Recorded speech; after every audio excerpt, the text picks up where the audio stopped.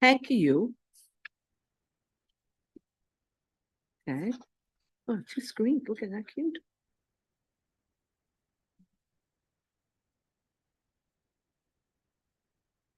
Why is the rest of my thing not on? Yeah. I'm viewing yellow screen. There we go. No, pages. at the Okay, end. good morning, everyone. So we appear to We're be not gonna just live have a and call. live streaming on YouTube. At the end. Ms. Matias, you may proceed. As we stated. Okay. Good morning. This is the New York City Board of Standards and Appeals public hearing, review session for December 12th, 2023. We'll begin with the continued hearing items on the zoning calendar, 2019-294 BZ, 241, 243 Throop Avenue, Brooklyn. Screen is not the same. Okay. We received a submission yesterday requesting for an adjournment. Just a brief background on this project. This application has been before the board since January of 2021. And in these 3 years, 2 substantive hearings were held, and the rest were all adjournments. The primary issue with this case is with regards to meeting findings A and D. And of course, that affects the minimum. In 2023, the case was last heard on March 28, where the board gave very clear direction to the applicant to provide additional information regarding obsolescence justification. And after one adjournment, this is the second adjournment that's been requested. I want to, I have nothing to discuss on this. I don't know if the applicant is going to appear. I believe a request has been sent for the applicant to appear. Do any of you have anything to state? I had misgivings going forward with this case, given the threshold issue of whether or not they could overcome what appeared to be a self-created hardship when that tax lot was apportioned, or zoning lot was actually had a tax lot apportionment. And that was a major question that I had raised, and so far it has not been addressed. I thank you, Commissioner Holly Brown. I too have my misgivings around that, although I did find their request for an adjournment compelling, based upon the details in the letter requesting an adjournment. So I'm not sure if the applicant counsel will be here or how fruitful it would be, but I still think that the board, even after the hearing, should grant this applicant some time before making a ruling on this matter. I just want to let everybody know that this was a similar request that was made of a prior adjournment, that the applicant was not able to reach the owner, and this is since March. And when the March hearing was held, I'm not sure why from March, 9 months have gone by, that there is not, the applicant is not able to reach its owner, its client. I don't think, I understand the first time around, second time around, I do not. I respectfully disagree with you, Vice Chair Shibata, on this one. I appreciate that, Chair. I think it might just, before we go on, after break, it might be helpful to review that letter again to see whether or not if that letter does convince you. Pardon? I didn't hear what you. I think it might be helpful that if on break after our review session, if you review that letter again to see if that letter changes. I have reviewed it. Yes, I have reviewed that letter. Yes, okay. Yes. Thank you. Nothing further. Yeah. Just for the record, Vice Chair Shibata and Commissioner Shedder are attending this virtually. Yeah. This yes. session and hearing virtually. Right. Thank you. Sorry, I forgot to mention it before. Thank you, Tanya. Okay. I had a Commissioner- question. Oh, sorry. Sorry. I'm out of turn. Go ahead. Yeah. Yeah, I think we have been going a little out of turn anyway, so let's get back to turn. Commissioner Sheta. Thank you, Chair. I'm not sure if the applicant will be willing to attend today. I would say wait until we hear it. If the applicant's here, let's hear what he's gonna say. And I would suggest closing this by end of today's hearing for this case, and give him some time, and let's see what's gonna happen. But I'm in favor of like giving him a chance to like wait for his client to respond based on the latest submission from the applicant. Okay, thank you. Commissioner Yoon? Thank you. I just wanted to clarify one thing because Chair, you mentioned that this has been adjourned twice. There are many adjournment letters in the folder since 2021. I Oh. count probably 5 instances of adjournment. Okay, so maybe then I miscalculated. I don't know if, Well, the first was a postponement, First, yeah, which is like an adjournment. Yes, you're right. That makes 5, not including today's. right. so just to, I guess to focus only on the most recent letter, it ignores the fact that for 3 years we've been pushing this down the road. Yes. So, although I haven't been party to all of those pushbacks, it seems like there's a lack of prosecution here. But I suppose let's wait and see what the applicant has to say in the public hearing. Yeah, I agree that I will wait and see what the applicant has to say at the public hearing. Yeah. And just for the record, since the March 28th hearing, the applicant has not made a substantive submission in this application. Just, Yeah, I mean, we only had 2 substantive submissions made in this last 3 years. That's quite a generous period of time the board has put in on this application. And calendar. Okay, let's go to the next case, please. Next item is 2022-65 BZ 2503, 2519 Coney Island Avenue, Brooklyn. Okay. The initial hearing on this application was held on May 9th. And since then, 2 adjournments were requested by the applicant. We received the recent submission in that the applicant has provided some information. However, I felt it was inadequate. First of all, I think pretty much all of the documents that were submitted were past the submission deadline, and the plans were not made available until December 7th. If there is an urgency in prosecuting this application, I want to state it on the record that the delay is on the applicant's side, not on the board's side. Regarding the submission, the findings related to zoning resolution section 7319, I find it to be still incomplete, especially with regards to finding A.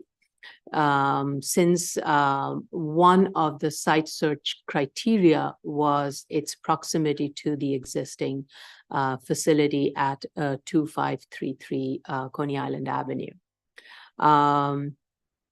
And when I looked through the statement of fact, I was hoping for some information in there regarding the existing facility, because at the initial hearing, the board had asked for more clarification about this existing facility.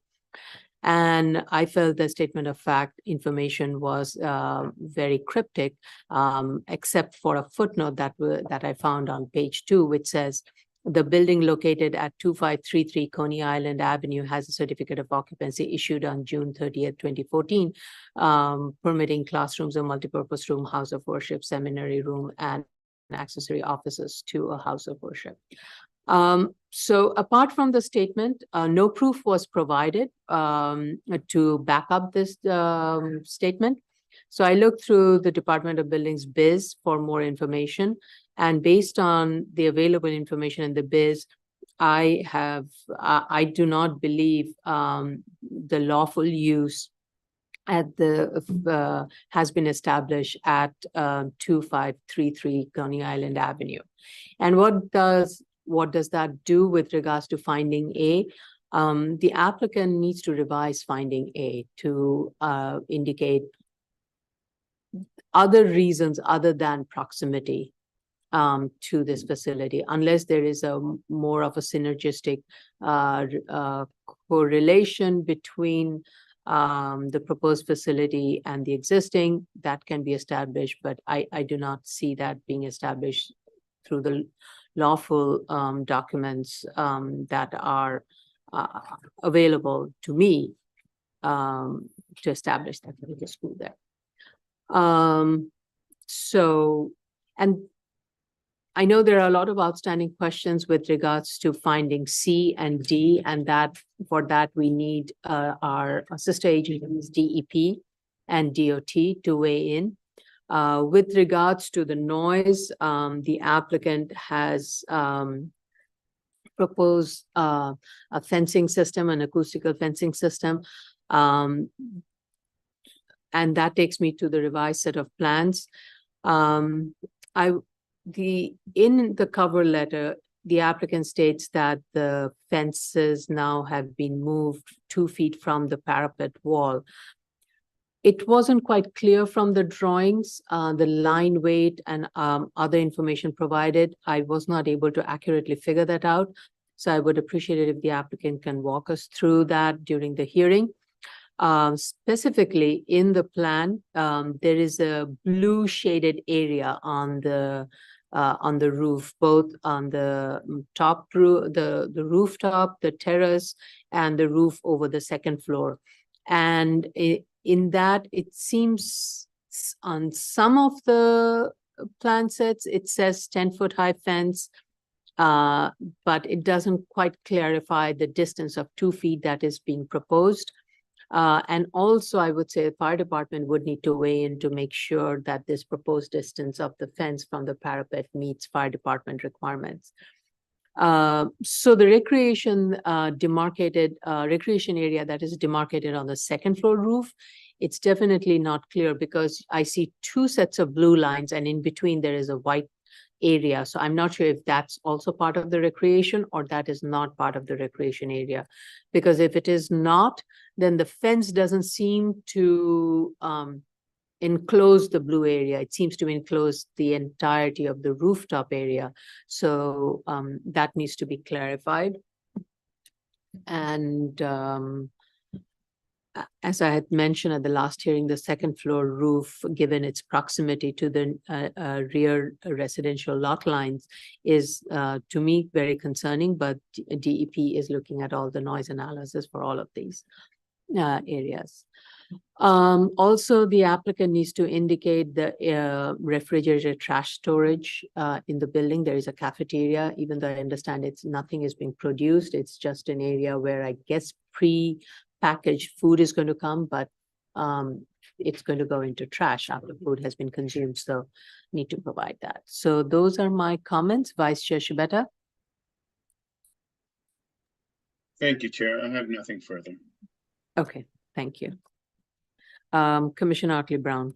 So as to the site search, I do think the site search is better than it was before. They have showed some improvement, but I think they need to really adhere to the site search memo that was actually presented to the realtor and use the information from that as part of their argument concerning where their catchment area is and their search parameters, because the site search letter by the realtor speaks specifically about having a catchment area in Midwood, Gravesend, Bensonhurst, Sheepshead Bay to be near the Sephardic community and doesn't make any reference to the site next door. Mm-hmm. And so if they can just carry that through to the rest of their paperwork, then it actually would be a good site search because they're literally looking at geographic and physical parameters and budgetary issues. And that's what formed their list of possibilities. And then they've gone through the different possibilities and talked about how each one was not appropriate. And in discussing how it wasn't appropriate, they don't talk about anything about the existing, we're not quite sure what its legal use is, that's next door. And so I think they need to just avoid any ties to that next door site. And I think they can still make the A finding while doing that. Because we do have other schools that don't have adjacent sites. And they make an A finding for wanting to locate in a particular geographic area Right. simply because the students are catchment, there, right. without talking about how you want to be near an adjacent site itself. Right. So, it just, to me, it needs a little tweaking and then it will be okay. Okay. All right, thank you. Commissioner Sheta? Commissioner Sheta, we can't hear you. Yep. I'm muted. I just realized. I apologize. The only thing that that caught my eye was the reference to phase 2. They said it's attached to phase 1. However, when I looked at phase 1, I couldn't see a phase 2 report submitted. Other than that, I have nothing further to add. Thank you. Okay, Ms. Benke can weigh in on that. Let me first hear Commissioner Yoon and, let me first go to Commissioner Yoon and that's Ms. Benke that you can clarify on the SECRA review and reviews at DEP and DOT. Thank you. Commissioner Yoon? Okay, thank you. I think I was looking at an older letter from Environmental Studies Corporation that was addressing comments from our last hearing. And item 8 in a previous letter, it said that there was going to be a 0 attenuation on the rooftop, but I'm looking at I think a revised one that states that for the rooftop recreation space, the plan is to install a 10-foot high acoustic fence with an STC of 28. So if the applicant could just confirm, I believe in this new letter, it says this, but just to confirm in the public hearing that all outdoor spaces, what the plan is for noise attenuation space by space. For the drawings, I also had a question about where the fence is on the roof plan. It was unclear to me. Also, I request 2 side elevations. I didn't see them in the plans, or you can point me to them. I just saw the long elevations in the package, but I believe you will have exposed side elevations on either side. I have, and then I think in the drawings, it would be helpful if we had a fence detail that showed what the fences would be composed of on both the meditation space and all of the outdoor recreation spaces. Nothing further from me. There's also another outdoor area it's a terrace facing Coney Island Avenue. And I think it opens on to, it's accessible from the classrooms. I think it's on the 4th floor or 3rd floor. I don't know if anybody has any concerns with regards to, I'm less concerned on that frontage because it's a commercial street frontage, so I'm not sure how much of the noise from that. And it's not a big area where there's going to be much of an issue. Right. I think I was mostly focusing on the ones in the rear. There's the meditation garden on the ground floor. And then the 2nd floor, you have these 2 passive recreation roof areas, which extend all the way to the rear lot line. And it's not clear to me if the fence is being proposed there, what the sound attenuation is for those 2nd floor spaces and what the detail of that fence would be. And then, yeah, I suppose I was less concerned about the street frontage, but you also have the main passive recreation roof on the right. Yeah. I So there's just a wanted number to of make sure outdoor everybody had looked at all the outdoor spaces. Thank you. Ms. Benke? Hi, I just want to say that the phase 2 starts on page 1103. It took a while to find attached to phase 1, and it was from 2015. So we're going to defer to DEP if that is okay. Thank you, Tracy. Thank you, Tracy, for looking through 1,000+ pages. Any other questions or comments? All right, let's go to the next. Ms. Prenga has her hand up. Sorry, Ms. Prenga, please go ahead. Oh, hi. I wanted to state that we did receive a revised EAS on December 1st, and there's a playground noise assessment.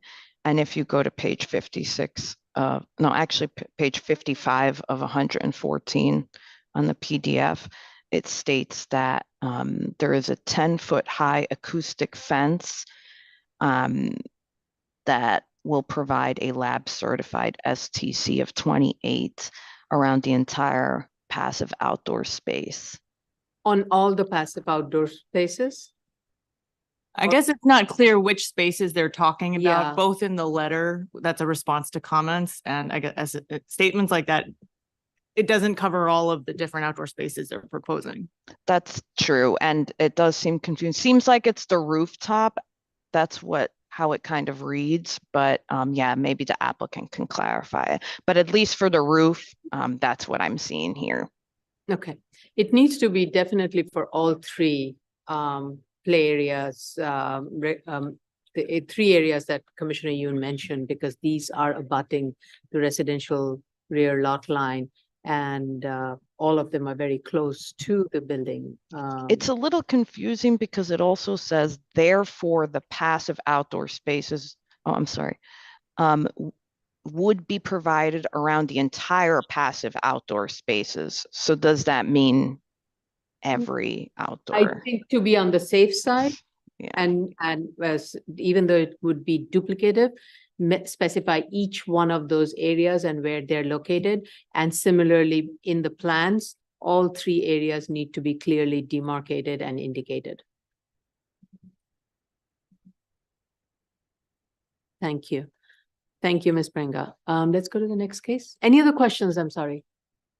Okay, let's go to the next case. 2022-96 BZ and 2016-4249 BZ, 2420. Is your microphone? on? Sorry. Oh, mic is off. Sorry, 2022, thank you. 2022-96 BZ and 2016-4249 BZ, 2420 Amsterdam Avenue, Manhattan. Okay, the initial hearing on this application was heard on March 14th. The initial proposal was for a high school, which fell through, and the applicant is proposing to replace the high school with an elementary school called the American, which would be operated by American Dream Charter School 2, ADC, I'm going to acronym it. And it would be an elementary school from K through 5 for a maximum capacity of 450 students that would be enrolled. And it would occupy floors 1, 2, 4, 5, 6. As you know, the previous one had 1, 2, 4, 5, 6, and 8. So the amount of office space that would be converted to use group 3 would be less, therefore. So we have to kind of almost review this from the beginning, partly because this is an elementary school and not a high school, and elementary school specifically with regards to access, vehicular pedestrian access is slightly different from high school. So I think that is one component that we need to review more carefully. We also received a Community Board 12 letter expressing concern about the lack of outreach from the applicant regarding the proposed new elementary school. What I would say is that though the community board had reviewed and approved the school use, I agree with community board that high school is different from an elementary school, especially regarding traffic, school safety. And since the scope of the application is being modified, the applicant must present this revised format to the community board for a community vote, and going forward, send these revised applications to the community board office and notify community board and elected officials of the upcoming hearings.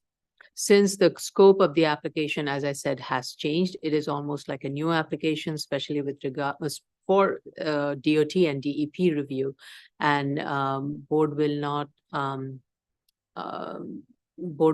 defer it.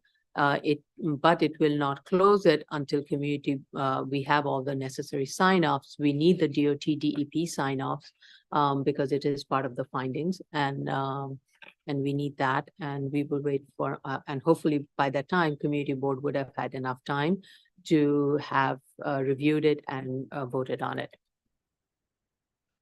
So one of the questions the board had at the last hearing, and this is common across both high school and elementary school, was the interior site safety. And at the last hearing, board had raised question about it, given that there are 3 different types of uses that would be operating and there'll be sharing of elevator and stairways. The proposed school will have the elementary school will have a dedicated elevator between the lobby and ground floor and first floor. And it will be accessible only to the school. And also there is a dedicated staircase just for the school. And for the floors 2nd through 6th, 1 passenger elevator would be provided for the school use, and other elevators will not be accessible. And the applicant says that there is a key card access that would exclude the uses in these elevators. All I would say is that application needs to the applicant needs to clarify the dedicated elevator, whether it will be used for and by school exclusively during school hours or exclusively year round. That part to me was not clear. Stair G will provide access only to the school floor, and stair C and D can be accessed by a school with no entry in the school with the card key access. So I would like the applicant to clarify, is stair G only connecting the school floors? I think from the drawing it seems so, but I would just like the applicant to clarify that, and it can be also revised in the statement of fact. So going through the findings of zoning resolution section 7319, we did receive a letter from ADC providing a list of sites where the school would be permitted as of right. And it also lists the criteria for the site search. I was satisfied with the submission that was made, and it meets finding A. However, the list provided is, no, I stand corrected. I'm sorry, I'm overreading the thing. I would say, however, the list provided, it is not possible to determine if the sites are in the zoning district and where use group 3 is permitted as of right now. I did my own little search to see where it would be, and most of the sites would qualify, but there are a couple of sites that would not because they are in M district. For example, 421 West 219 Street is in an M15, 309 Audubon is in C83, and 4261 Broadway is partially in C83. So in your site search, you need to just focus on the zone sites that are where the use would be permitted as of right. You can put these additional sites, but you need to indicate the zoning districts and why they would not qualify. So the site search information should include only the sites in the zoning districts. It should be provided in a chart form indicating the location, applicable zoning districts, available floor area, square footage, available period, and availability period, that is, and other information that were provided in the letter form. I thought the letter was helpful, but it needs to be put in a format that is easier to read and follow, and especially the zoning district and where the use is permitted is very critical part of the site search. So that needs to be put together. With regards to site B, it was already established at the prior for the high school. So I'm satisfied with that. With regards to finding C, this was also established as part of the high school. And the proposed school use would not require any additional noise attenuation and would not result in any stationary and mobile noise, air impact, air and noise. So D is the outstanding part, and I know DOT had a lot of comments. So the applicant did make a revised submission to its plan indicating the areas of the curb cuts, the street geometry, all the on-street parking regulations and bus stops. So as I was reading through the proposed project, I had a couple of questions. So the applicant is proposing 120-foot long pickup drop-off zone along Amsterdam Avenue from hotel loading zone to the north. And the statement also states that the school frontage will also be available for pickup drop-off. A total of 31 autos and bus drop-off, and one bus to drop off and pick up along Amsterdam Avenue is estimated. So I was a little confused by that statement because I think when you say in front of the school, that means that would be along 181st Street. But the statement and the plans, everything seemed to indicate all the pickup and drop off will be happening along Amsterdam Avenue and not on 181st. And you cannot, because 181st has a dedicated bus lane. So I want that to be clarified by the applicant and at the review session, and it needs to be corrected because that cannot be permitted and you cannot even count towards that as a possible drop off and a pickup. And if you recall, there was another similar application we had, which is like a door away, just one door away from this subject site where similar issue was raised. So keep that in mind. And I think this was the same applicant's team that prosecuted that prior school. It was in a garage. So please be mindful of the comments from that, and no drop-off pickup can happen on I didn't see that. When I read the paperwork, it stressed that drop off and pickup would only be on Amsterdam. But there was one section, it said Amsterdam and in front of the school. Oh, I didn't see that. at So all. when I read that, I was, what does that mean? The school fronts on 181st, Right, not on yeah. Amsterdam. No, I know. That's So why I thought they talked about how they were gonna then lead them around to 181st. most of the document, that's what it stated, but this one area caught my eye. So Mhm. I'm just flagging it. It needs to be consistent. Definitely. I have a question regarding the using of the ATSSA certified staff. I know we are in the process of reviewing one application where DOT had required an ATSSA certified staff, and that became an issue, especially for the school to retain, because as I understand it, it's very difficult to find companies with such qualification.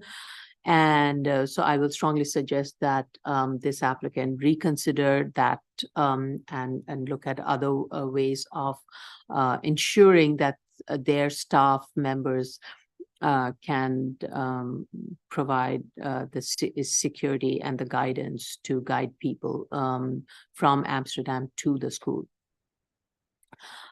Supervised student pickup and drop off along Amsterdam Avenue. Staffing for arrival and distribution needs more clarity. Bus drop off pickup, will it be done in a batch? And will be done in a batch, and that is easier to manage. So there's only one bus that will come, it'll drop off and it'll pick up. It's a fixed time, fixed set of students. Whereas an automobile drop-off pickup would have to manage 55 to 40 vehicles in the AM and midday.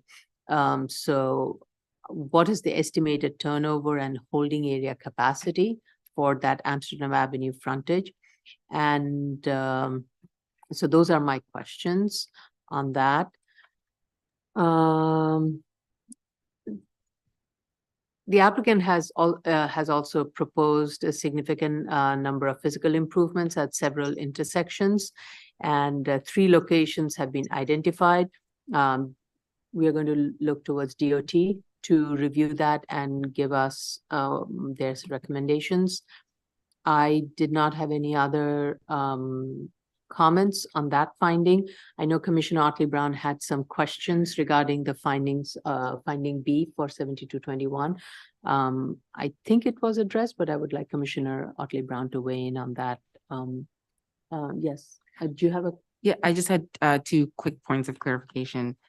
Chair, you mentioned that I just want, are you okay with the A finding in this case, or do you still, because I think you said that. I think the felt- information is there, but it has collected all the sites, including M sites. Okay, So it needs to be separated. okay, We cannot be reviewing M site as part of zoning districts where the use is not permitted as of right cannot be part of the site search. It can be secondary, but it cannot be part of the major. So they need to break it down into areas where zoning, where this use is permitted as of right, Mhm.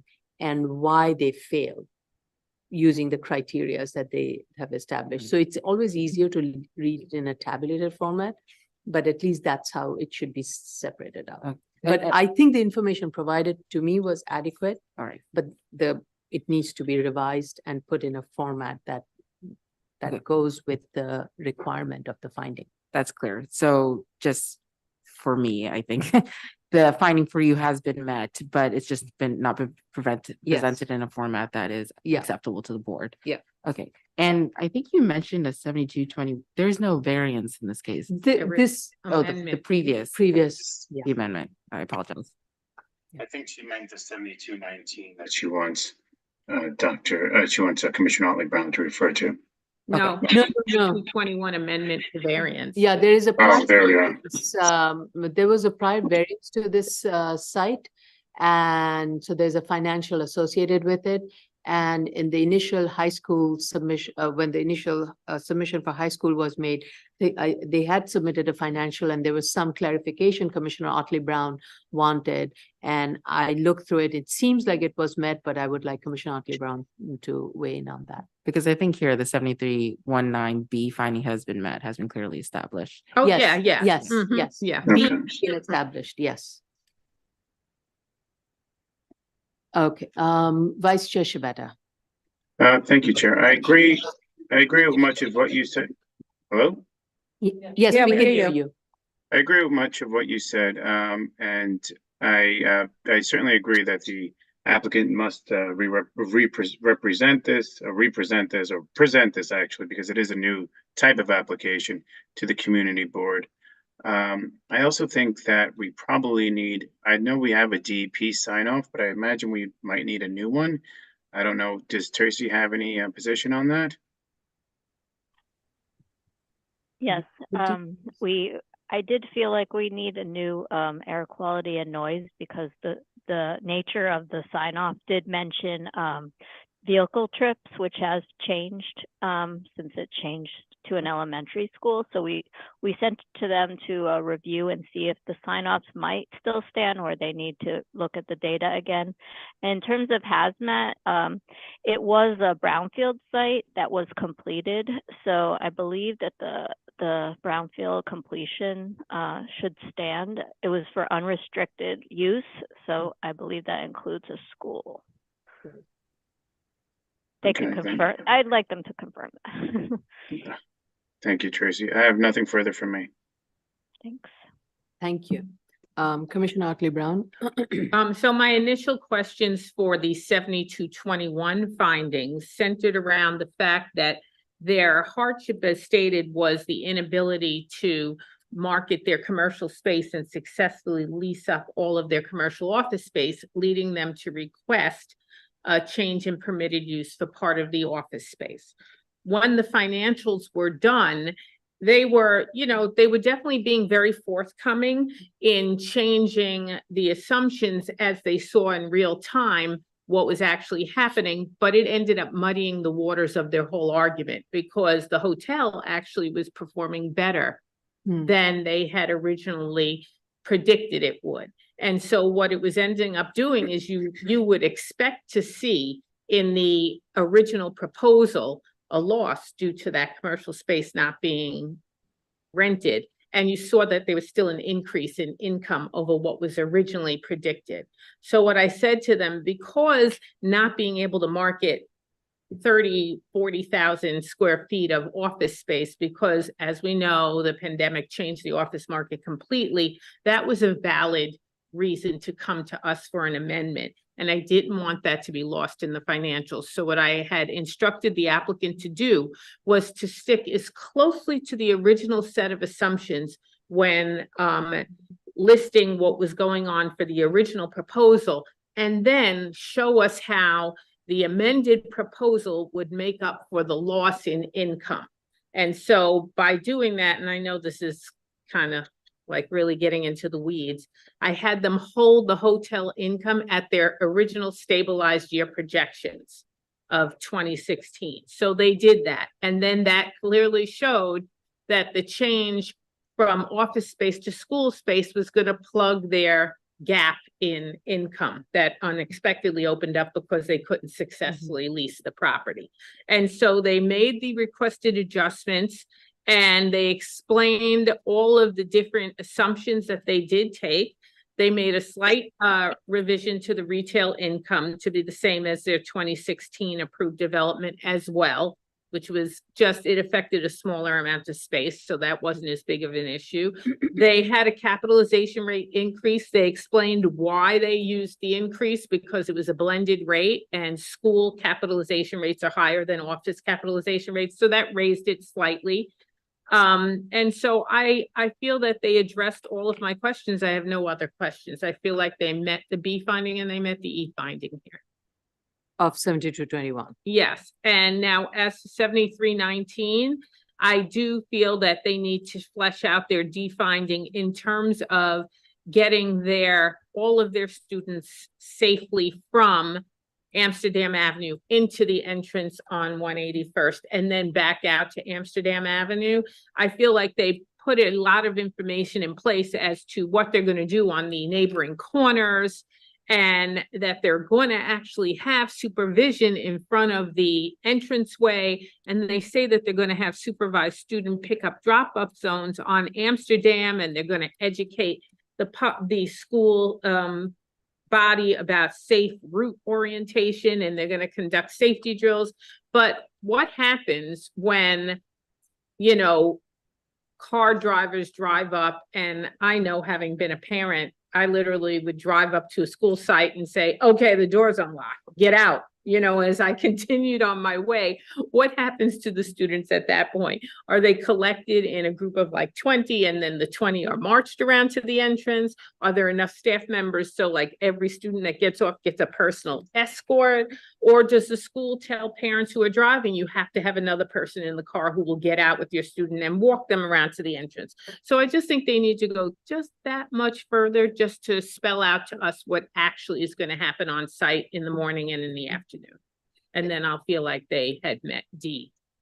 They did mention that they would do a lot of outreach and Yeah. but I would like a little bit more clarity, especially with regards to how combination of parents, students, and teachers and staff would guide the children from Amsterdam Avenue to the school and reverse. Reverse is probably easier.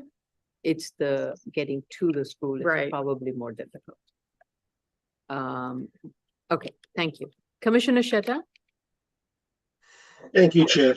2 points. The first one is I saw the letter from the Community Board 12M, and I do agree with them. They have the right to get a chance to take a look at that application. It's decently, it's kind of like a new project, or totally different project from what they looked at before. So I would give them a chance to take a look. And the second thing is, I saw the response in the submission to the FDNY. I understand that as indicated in the submission, that the design of the project has changed it significantly.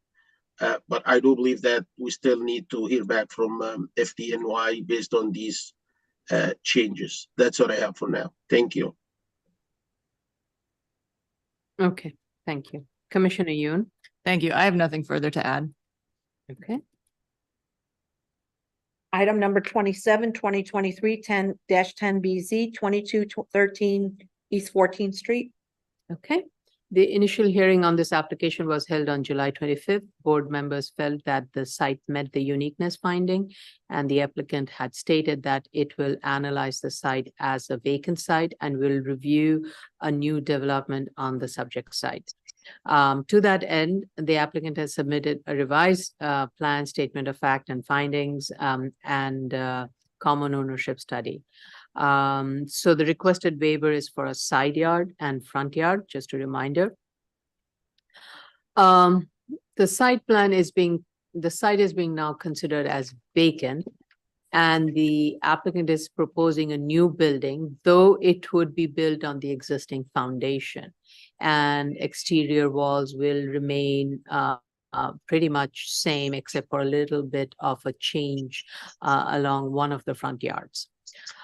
Since the existing walls are being retained but shown as new, the revised plan would maintain a 6-foot 11 front yard along East 14th Street and 4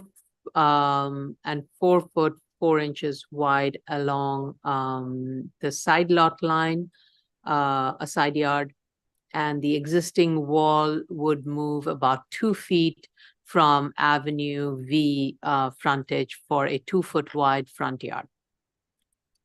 So the board at the last hearing had stated that at least one of the front yards should be complying. What has been submitted is we have 2 non-complying front yards and 1 non-complying side yard. And the applicant in its, if you look at this zoning chart and even in the documents, it doesn't quite say that. It just it says it's complying or it's legally non-complying. Well, it's not legally non-complying. If it's vacant, there's nothing there, so there's no legal there's no grandfathering. So you have to take it as vacant and move forward. And with that, the board had clearly stated that consider one of the front yards have to be compliant. So you have to pick which frontage. And I can understand wanting to, I mean, given the width of this lot, it may not be possible to maintain provide a legally complying front yard of 10-foot depth along Avenue V. Thank you. But because that would further reduce the floor plate depth, and the board recognized that. So in this case, you would have to then set the building back from the 14th Street to provide a complying front yard. So that needs to be done. And the applicant did provide a streetscape analysis study, which was helpful. And the common ownership was provided. I was satisfied with it. With regards to finding E, the outstanding issue is the front yard. One of the front yard has to be complying. And I think in this case, the complying one should be along East 14th Street, since we recognize that it would be difficult to do so for, along Avenue V. Those are my comments. Vice Chair Shibata?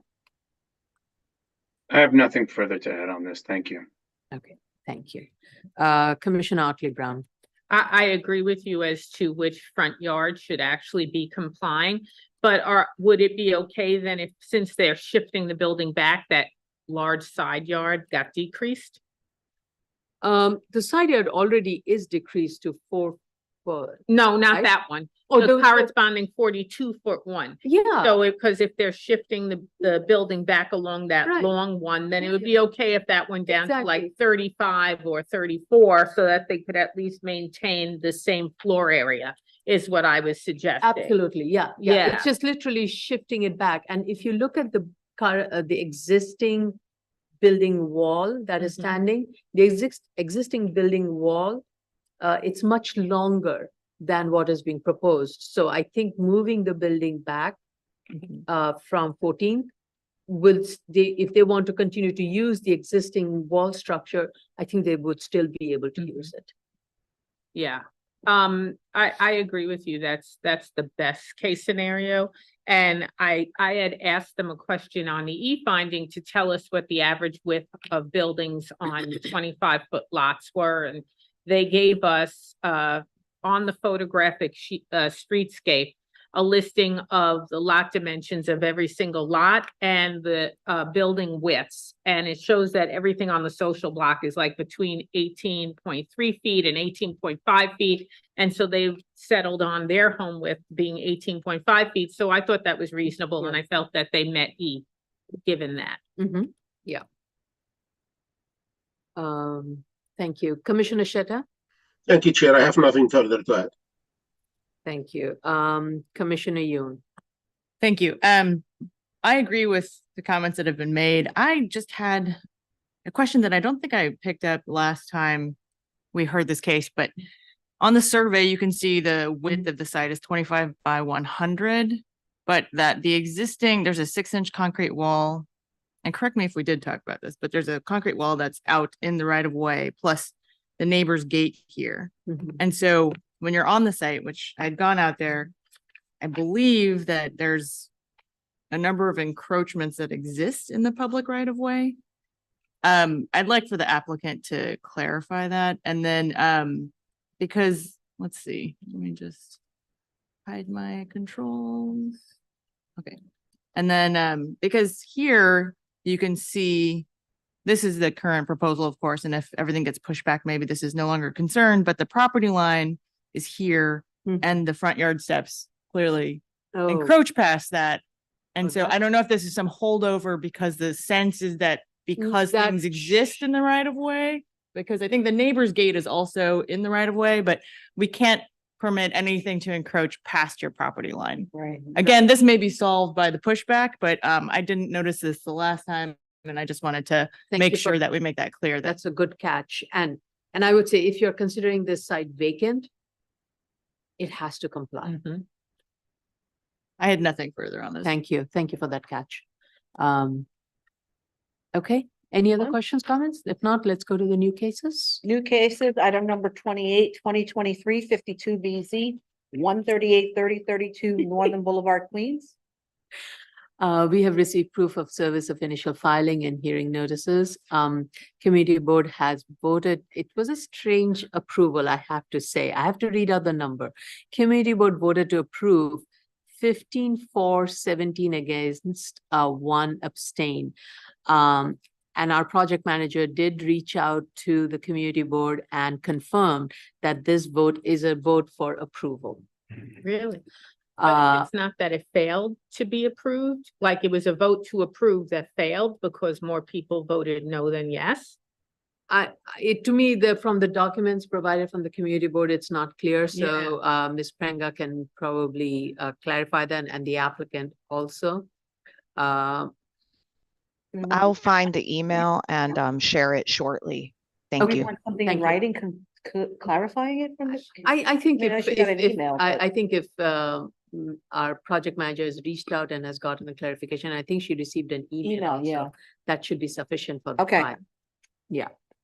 So this is a special permit application of pursuant to zoning resolution section 7366 for the construction of a new building in excess of the height limit established under zoning resolution section 61-21. So it's a proposal for a mixed-use residential, commercial, and community facility development. It will consist of 2 towers. And this is in the flight path of LaGuardia. And therefore, it needs the approval of FAA and Port Authority. We have that. 5 points were identified in the, it was like an enveloping two building towers and 5 points, and this building tower, including the bulkhead, had to be within those envelope of those 5 points contained by the 5 points. And I think the section, the detailed bulkhead that has been provided, I think the tallest bulkhead would be on Tower 1, which is a 17-story building. And the bulkhead of the tower to the tallest point of the development, including the obstruction light, would be just at 255 foot, which is the approved height limit. I would just suggest lower it by like a foot just to be on the safe side. But if this is what FAA has stated and this is standard, I'm not going to require it. It's just a suggestion. But those are my comments. I have no other issues with this. Vice Chair Shibata. Thank you, Chair. I agree with your comments, but I am satisfied with the application. Okay, thank you. Commissioner Otley Brown? I think the FAA letter takes that into account and approves 3 of the points at 256 feet instead of 255. So it approves points 1 and 3 and 4 at 256 feet. So in the drawing, then something is off. In the drawing, it's showing it as two hundred and You are fifty-five. correct. Right, yeah. The drawing is showing it as 255 as the FAA approved. Yes, that's right. Should be. Yeah, it the should be letter, then. you look at the letter, the Yeah, letter so I was- actually approves. You're to right. Yeah, the 256. letter does say 256. So then in that case, it needs to, the drawing needs to be revised to reflect 256. No, But only 3 of the 5 were at 256. So. and the rest right, were and 255. I took it as them taking the more conservative value across, the Ah. top, but that's for the applicant to confirm. Yeah, Because it can be difficult to show each point on each section in such an accurate way, given their locations. the only reason I would say in this case, they should just indicate what was the FAA approved height just for that bulkhead drawing, because it was approved at 256. Okay. I think the point 4 is the closest point to that bulkhead. Oh, 0.5. It might be 0.5. That's closest. Oh, 0.5. Maybe I can just share what I Okay. have, and so we're looking at the same thing. So this is BSA 03. And Yeah, 0.5 is the highest point, you're right. or it's the closest point. But This the is at 0.5 is 255. 255 and 0.4 is furthest away, and that is 256. Interesting. Okay. Is it? And that is the one that is nearest to the flight path. The building is partially, it's straddling, so that's why 0.4 has the, it should have been, And point 1 is also 256. yeah, 256. So the two extreme ends are highest points, and 3 also, 3, 4, and 1. 1, 3, and 4. Yes. Yeah, 3, 4, and 1 are the highest points, and the rest, it starts reducing. Okay. Yes. So that's fine. Then they're basically, I agree with you, Commissioner. They're erring on the conservative side by doing it 255. Okay. Thank you for that clarification. Oh, Ms. Prenger, yes. Hi, yes, I emailed the community board on November 30th. And I asked them if they would confirm that they voted to approve the application, and I sent them the report. And they responded, the motion was to approve the project. So I can upload that to the file in addition to their formal failed. recommendation. Then it failed the approval. Yeah. Because more people voted no Voted than against yes. it, So right, it was that's how the it would be. equivalent of a The disapproval. motion may have been to approve it, the motion got disapproved. But how they checked the box, it seems it was Right. approved. So it, Do you want to get a result? Do you want me to request a revised report? yes, yes. But isn't it correct? The motion was to approve the project, so they checked the approvals. No, typically so for example, here at the, Majority we rule. would say motion to approve and we would all deny it. And so the motion to approve got denied in this case, it seems like motion to approve got approved. But there were 17 opposing the approval, so it therefore cannot be approved. It has to be Right, denied. so ultimately it's a disapproval It's a vote. disapproval. So it should be Yeah. marked as disapproved. I'm confused. I see this as an approval, but I'm going to clarify with the community board. Yeah, Thanks. I think please. Queens is where we see this problem, because sometimes Queens does a motion to disprove. And it's only in Queens that we have that problem. So- Well, we've seen it in Staten Island, in Oh, okay. community board Staten too. Island? Yeah, they Very do that clear. for us. Yeah. And we Community need it board for our stuff. resolution also, that clarification is needed for a resolution, so please do follow up and clarify that. Thank you. Okay, Commissioner Shetta. Thank you, Chair. Yes, my main comment was to ask them to change the charts on BSA 03 and 04.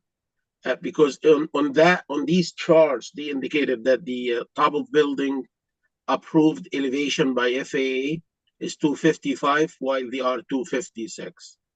We're not talking about the top of the building, the actual top of the building, but we're talking about the one that was approved by FAA, and according to the determinations, it's 256, not 255. This is my only comment. I'm satisfied with the application. I would thank the applicant for showing the points that were submitted to FAA on the survey, rather than submitting a signed and sealed letter by the surveyor listing the data for these points. I would urge the project manager to follow the same with future applications. That would be like much easier to review. Thank you. So you like this application information that's been provided? It saved me time, because instead of you read through the signed and sealed letter and then you go to the topographic survey and grab the elevations and then plug them in the letter to make sure that the letter is correct and then go to the drawings, it's much easier. The points data are shown on the survey. With just single look, you can judge whether the elevations are like accurate or not, and then swing to the drawings and you're done. So it's a much better way to All right, so we'll end, present the data. We can put we that can add as it a to our sample. samples. Yeah, Thank you. Thank you, thank Commissioner. you. Commissioner Yoon. Thank you. I have nothing further. Okay, thank you. And the next one is 2023-27DZ, 3199 Bedford Avenue, Brooklyn. Okay, we have received the proof of service of initial filing and hearing notice. Community Board has voted to approve this project. This is an application for an enlargement of an existing one-family detached home located in Brooklyn, Community District 14, pursuant to zoning resolution section 73-622. The waivers requested are for FAR FAR side yard, rear yard, and open space ratio. So with regards to the submission, I have a couple of comments. Planting area calculation is not correctly represented diagrammatically, need to be dimensioned and provide, and the applicant can be provided with a sample. Project manager, please do give a sample to the applicant so that they know how to indicate the planting area diagrammatically. It is probably difficult to compare the green area since the green front calculation diagram has been flipped. Keep the orientation same. I had difficulty because the orientation kept changing from one diagram to the other. If it is flipped, then the green open area shown is not corresponding with the site on plan sheet A001. And with regards to the attic plan and the sections, applicant needs to show the area that is exempted from floor area and needs to dimension it. So this is the area below the height of 5 foot.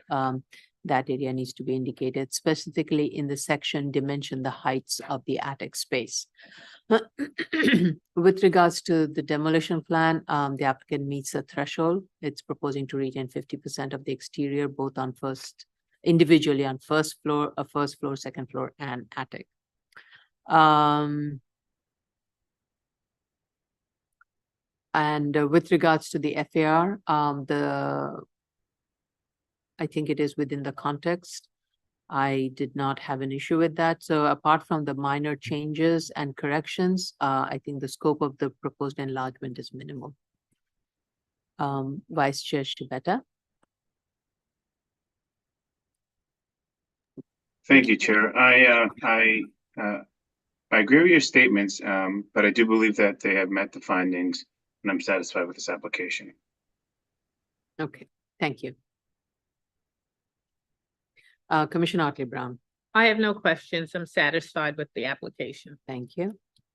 Commissioner Sheta. Thank you, Chair. I believe the ask is modest. I'm satisfied with the application. The only thing which actually I'm not sure about, but the northern side yard is indicated in the statement of facts to be 3 feet and 11 inches. If you look at the site plan, there is a jog in the building. And at that jog, the least side yard is 2 feet, 10 inches. I'm not sure if the side yard need to be modified in the zoning analysis and in the statement. I'm not the best in judging that, but just caught my eye. So I leave it to you and Commissioner Yu. Thank you. Okay, so the jog that you're,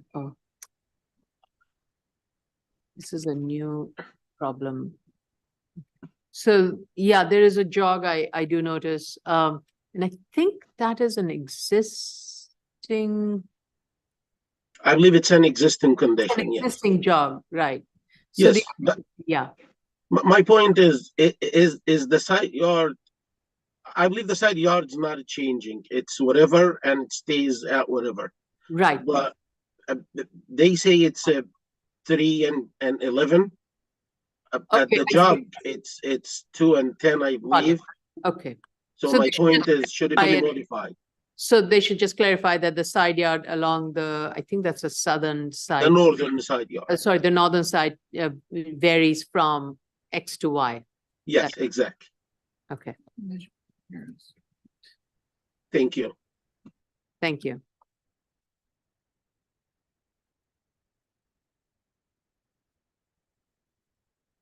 Okay, thank you. Commissioner Yoon?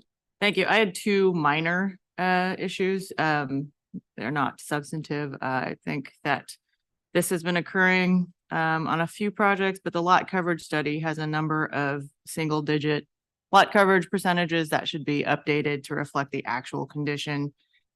We've had this occur on several cases recently, so just get that revised. Oh, yeah. And then the retainage calculations, I think you still make the threshold, but the jogs are not consistently counted in the retainage calculations. So when you add up the existing perimeter walls, they add 55'4" is the long dimension on both sides. They have 23'5" and 18'8.5". But actually it's 23'5" on both ends. You're just counting the short end here and you're not counting the existing walls that are part of the jogs.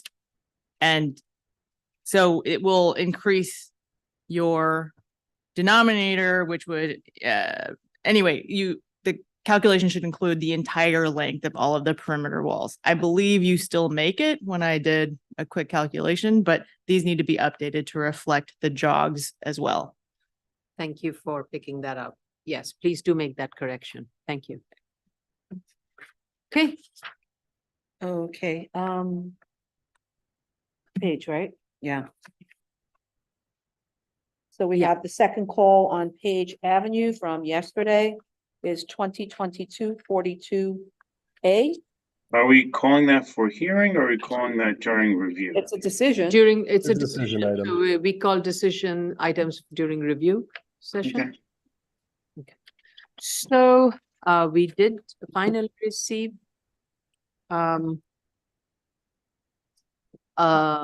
approval from DOT. So I then make a motion to, oops, wait a minute, something happened. Oh, let me Yes, go back. thank you. Yes, make a motion to approve. Hold on, sorry. There we go. And I just want to note, to state, and that would be in our, The DOT letter will be in our resolution. DOT will be in our resolution, but more importantly is that the BAC is not waiving any of the regulations pertaining to wetlands. So Chair Shanda, Aye. Vice Chair Shabeta, Aye. Commissioner Otley Brown, Aye. Commissioner Sheta, Aye. Commissioner Yoon. Aye. Application granted. Thank you. Okay, this concludes the review session for December 12th, 2023. Thank you. We are at 11:10. So let's take a 10-minute break. 11:20, we shall resume. Let the applicants collect. Okay, so now how do I shut this down?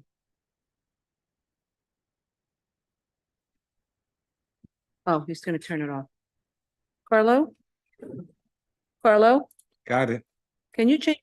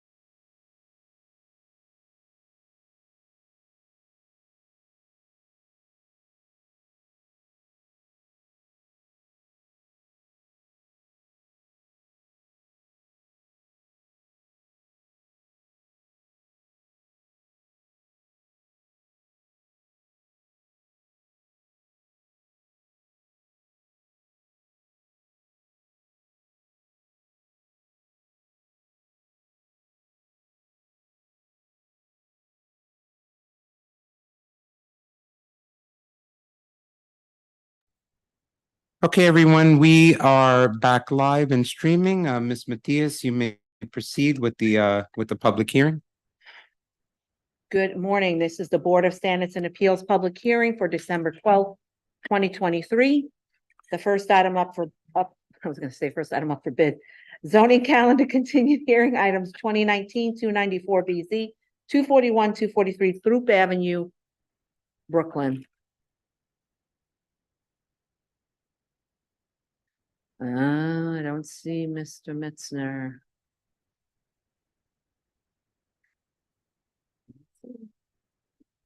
I don't have it. I don't see, He's not. I don't see Mr. Sorry. What do you want to do? Just give another few minutes. Okay, You've already given 2 minutes. send him an email. Madam Chair, I'm not sure if your microphone is muted. You sound very low. Oh, can you hear me now? Yes, thank you. Okay. You know what? I think I she call him? forgot you. Yeah, I think she forgot She me. forgot you. I forgot you. I did. Shame on me. And then why, I don't even understand how people aren't getting this. I mean, really? We're in public. Oops, sorry, please. That was a joke. This was an internal joke.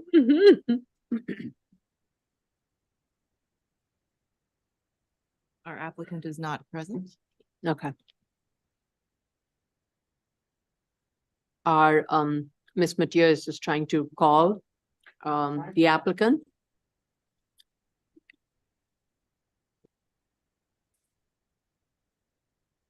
Or you're trying to reach out to the applicant, right? Yeah, okay.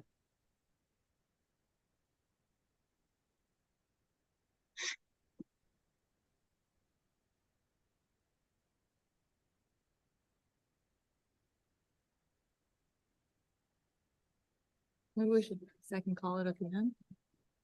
No?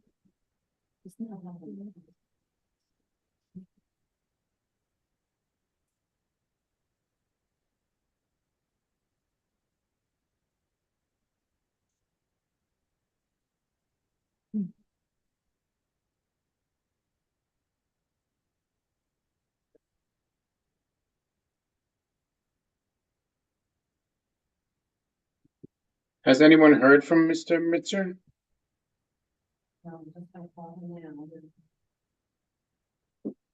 If not, we could administratively adjourn it and send them notice of the date, or it seemed like the board was prepared to close. We can close and send the notice of the next date. It's whatever the board decides. Yeah, so, Matthias is, Ms. Matthias is calling.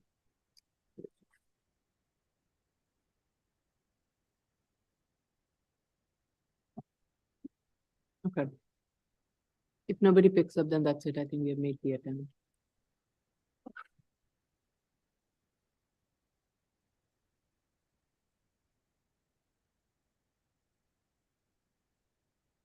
Okay. Okay, all right. Wait a minute, just I- 1 second. Just asking, we could second call it for the end of the day. Okay. No. This I is, think I would generally reserve second call for when we're waiting on something that was told, or an agency who said they were going to send something, or there's a applicant that stated they would be back in the afternoon. We don't have any of that information to generalize a second. I call. agree. I agree. The applicant, we had reached out to the applicant about this hearing. And only after several outreach made by our office did the applicant provide that letter that we received yesterday. Up till then, it has been radio silence from the applicant. So I agree with the vice chair that so far the applicant has not, there is nothing the applicant has stated it would submit. It is only for the applicant to appear, and if it wants to make any if the applicant wants to make any statement. So far, this applicant is very familiar with our process and knows how we operate. And we always give ample time for the applicant to call in. And I think It's very clear. We have made every effort to ask the applicant. So I'm going to make a motion. Let's go. Should we go to the public? We have to go to the public, right? Let's go to the public.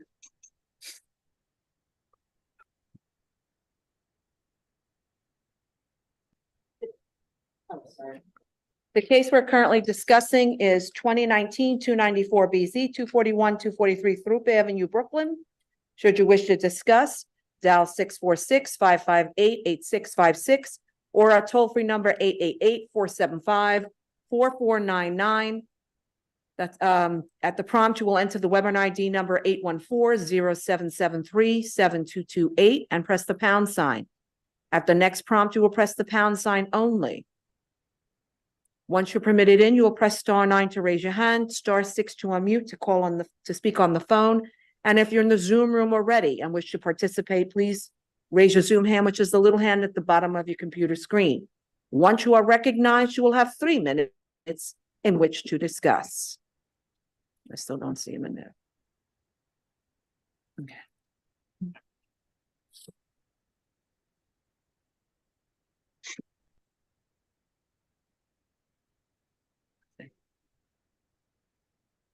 Today we will hear.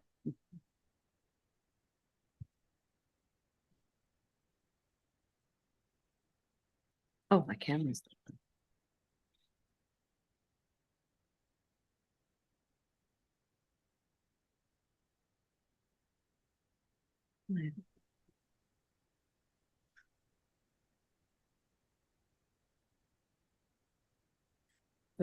Madam Chair.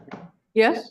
I'm sorry, I believe that Dr. Sheeta may have disconnected from the hearing. I just saw an email. Who? Commissioner Sheeta, Okay, Commissioner Sheta? Okay. yes. I'm muted. Commissioner Sheta is no longer participating in the public hearing for today. I just wanted the record to reflect that. Okay, Raise that volume, right? all right. I'm going to make a motion to close. And the record shall be kept open only if the applicant wants to make a submission to submit a request for a withdrawal without prejudice. Chair Shonda? Aye. Oops, sorry. Vice Chair Shabeta? Aye. Commissioner Otley Brown? Aye. Commissioner Sheta is absent? Okay. And Commissioner Yoon? Aye. Okay. Next item is item number 25, 2022-65 BZ, 2503, 2519 Coney Island Avenue, Brooklyn. This would be Ms. Altman. Oops, we have.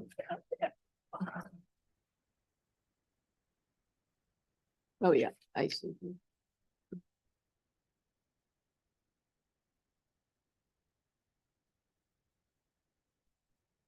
I have promoted her to a panelist. Is she? Good morning, Yep. Ms. Altman. Is there anyone here for you with you? There should be 2 people with me, Michael Jamal and a Mr. Riscala. Okay, Michael Jamal is in the room and who, Mr.? And who's the other person? Henny Riscala. I don't, I don't see the other person. You don't.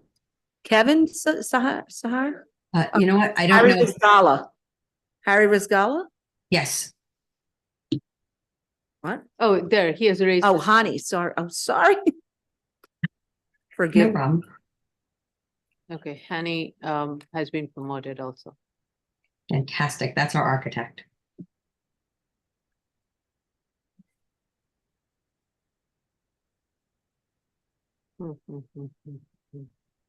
Did you find? Both are in the room?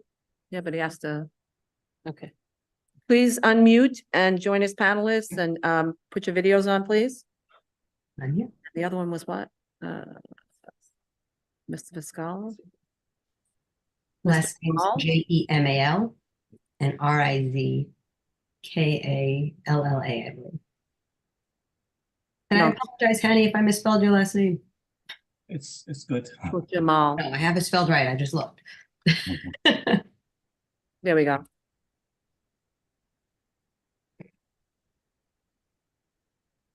Right, is everybody on? Okay. I know. Mr. Jamal, can you please turn your video on, your camera on, please? Thank you. And unmute, please. Thank you. Okay, everyone, please raise your right hand. Thank you.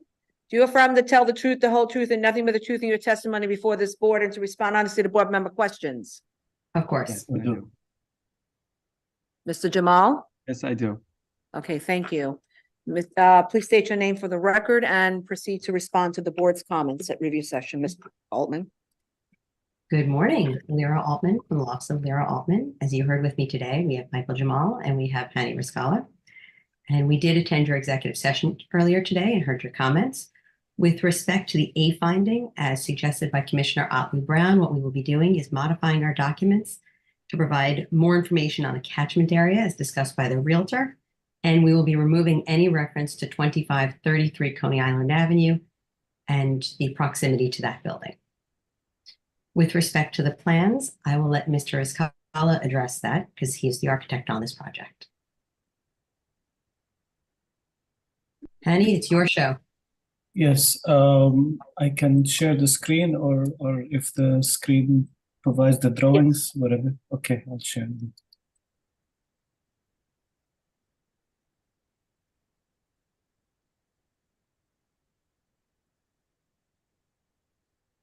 So I understand there are more clarifications are needed for the outdoor space facing the residential rear yard. Is that correct?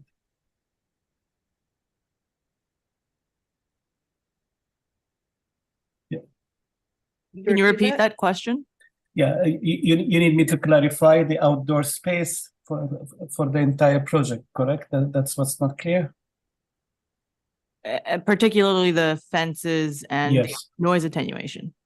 Okay, so basically we have 3 areas of outdoor space in the rear: the ground level, the second level, and the roof. The ground level is exclusive to the synagogue hall, and if you see my cursor, we've shown the fence around all the 4 sides of this outdoor space. If you move to the second floor, whatever is recreation outdoor is marked in light blue.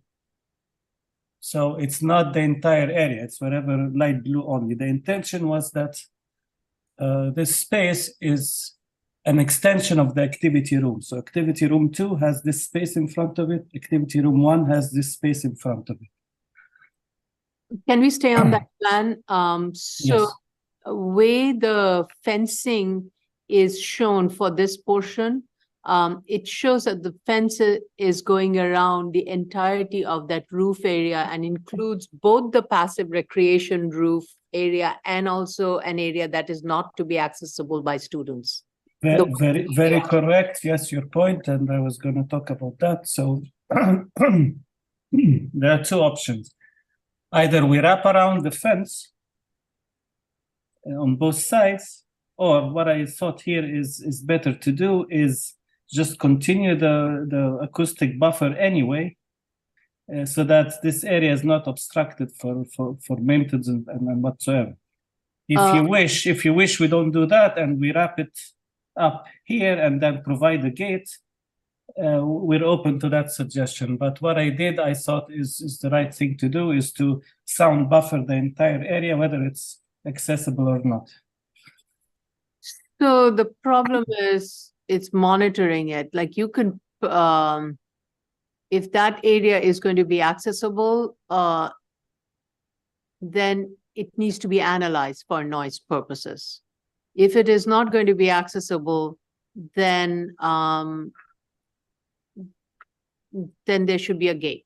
Now, you could maintain a continuous acoustical gate along the perimeter, but there should be a separate gate between the two recreational area to ensure that nobody has access to that area that is shown as white.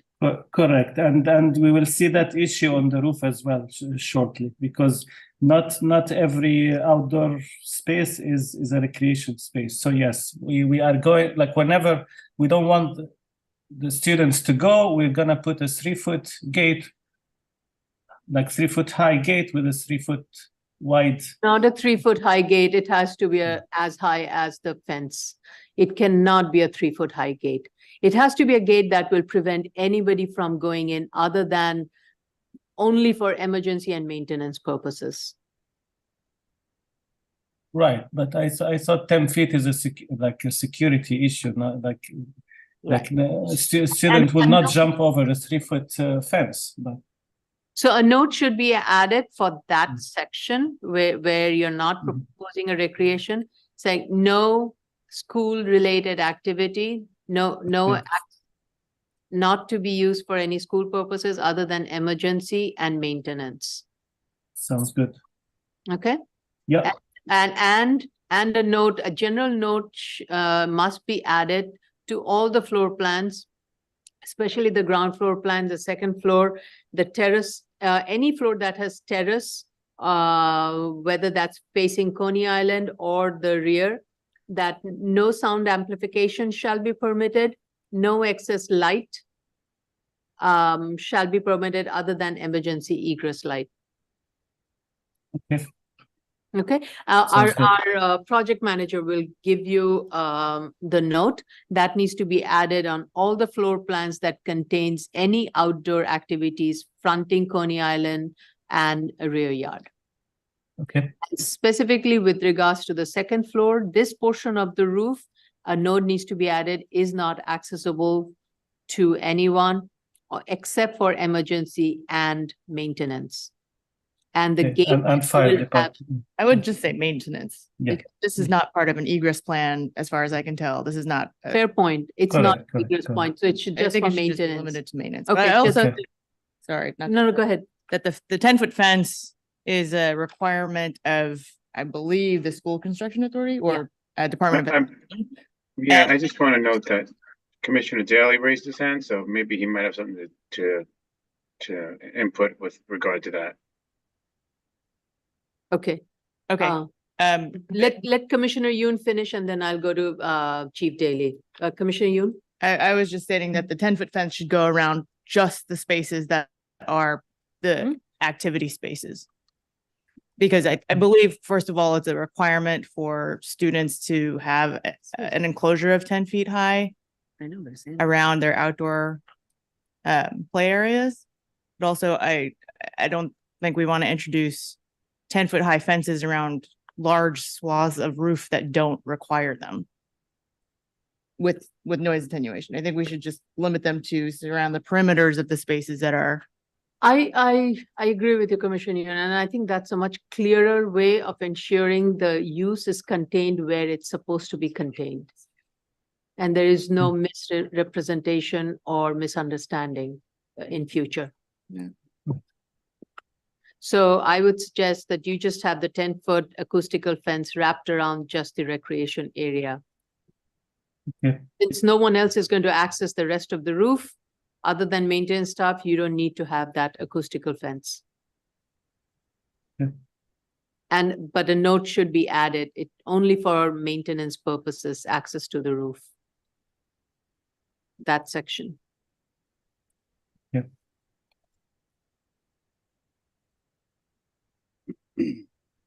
So moving to the third recreation area, which is the roof. So same thing, like when we say 8,160 square feet, that's the outdoor light blue indication. So no students go here, no students go here, no students go here. The acoustic fence is clearly indicated that it's 2 feet here, 2 feet there, and it wraps around until it hits the bulkhead. And then the fence continue here and continue here. I think this is a good time for fire department to step in. I'm sure fire department has something to say. So Chief Daly.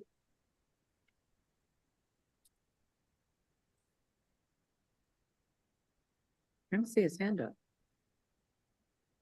Chief Daly, are you join us?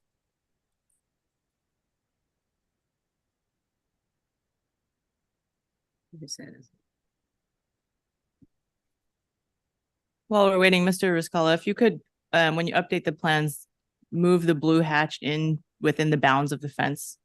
So it's clear that the fence is the extent of the recreation. Yeah. Not the perimeter. Chief Daly has been promoted to panelist.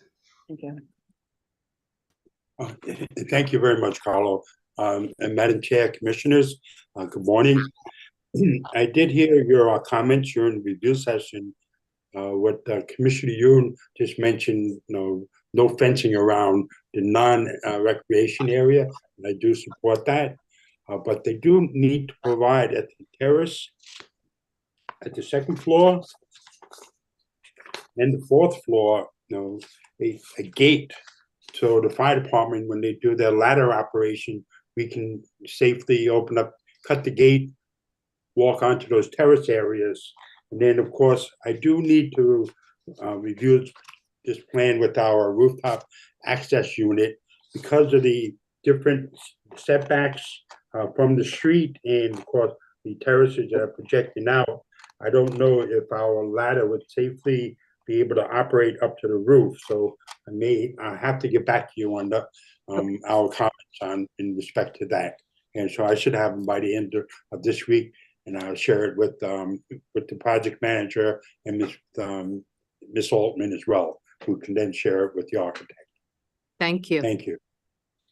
Thank you very much. And I think the fire department comments with regards to the location of the fence, in addition to the 2-foot setback, if the fire department believes it needs to be more than that, that's what it would be. But our understanding is that every fence, all of these fences that are proposed have to be located 2 feet minimal from the parapet. All the parapets that you have, it needs to be located. And so please dimension that. And additional setback that fire department will require, indicate those also. Okay, It's very difficult to read it in the plan. So that's why we showed it here very clearly. Like, Is this in our files or is this updated? No, it's on your files. So, actually, it's not very clearly reflected in the plan. In the section, it reads better, but in the plan, it's very difficult to read it. I can just eliminate the pavers from the plans if that makes it clear. But it's right here, basically. Yeah. Okay. It's right here. What about the second floor? Yeah, I didn't see it on the second. Yeah, On the second floor, it's yeah, you're right. It's on the section, but and the ground floor. Yeah, I mean, this is a 2x2 module, but okay, I'll add it here. Sure. Yeah. Okay. And the ground as floor. Commissioner Yoon stated, just limit the blue shaded area within the fence. Right. Okay. And revise your area of the recreation accordingly. Okay. Documents. Okay. There was a comment about side elevations. So these are basically like lot line walls. So we're happy to provide, but it will have zero information. It will be a blank rectangle. That's fine. I mean, please provide it and indicate the material that is proposed. Yeah. Okay. Thank you. I don't remember what was the other concern. If I may, I'm just going to jump in, Henny. I had one question. Can you turn to the floor at the meditation garden? There was one thing I wanted to actually ask the board for their comment. As you could see, that meditation garden has the fence shown 2 feet in. Would you prefer, as that's on ground level, to have that 2 feet in, or would you prefer to have that on the lot line? As, of course, we don't have fire department access by ladder. So I don't think 2 feet is enough for fire department access. In this case, Chief Daly can speak to it, but typically the fence here, it's at the grade, right? What is the permit, like at the lot line? Correct. Fence I can be at the lot line in this case. It's And that's really, why I asked. I wanted to make sure how you felt about that. So you'd like us to move that to the lot line? yeah, that can be at the lot line, provided it's an acoustical. Of course, it will continue. to And be opaque acoustical residential quality.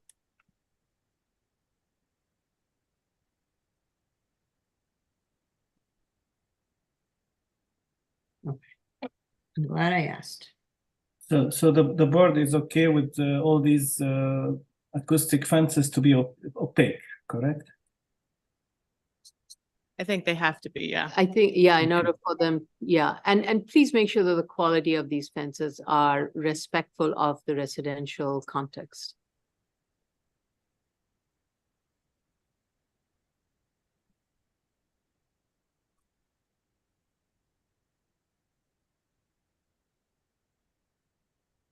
So we don't need to specify the exact acoustic treatment at this point, correct? We typically do see a sample of what you're proposing. Okay. So you would submit a sample saying this is the kind of material we are proposing, this is, and that's okay. Yeah, we'll ask acoustic engineer about that. Tracy has raised her hand. Tracy. Yes. Benke has her hand Yes, up. Ms. Benke. I just wanted to note that since the noise analysis is still under review, the rating might change, something might change, so. Yeah. To the point, that's a good yeah. point. That's a good point. So DEP is still reviewing it. So based on DEP's conclusion, whatever they recommend is what needs to be reflected.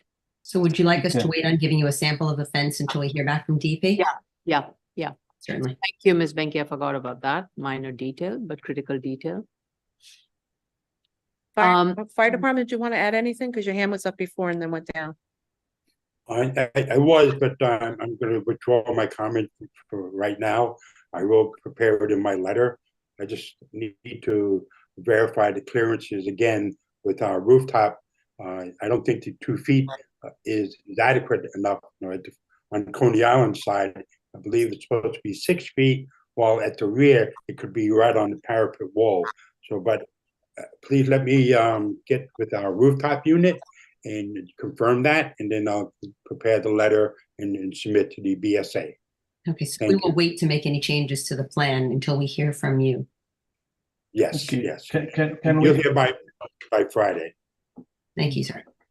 can we provide for the fire department 6 foot openings at this 2 feet? Like, not consider that their path is beyond the fence, but from inside. And then we would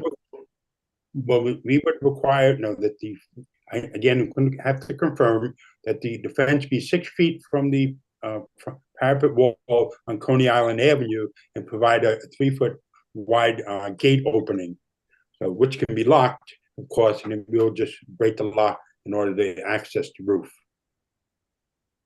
Yeah.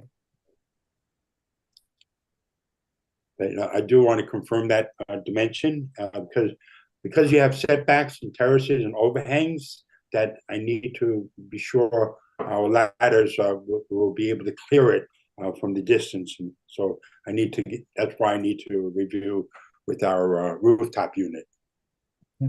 Certainly. I'll have a response by this Friday. I appreciate that.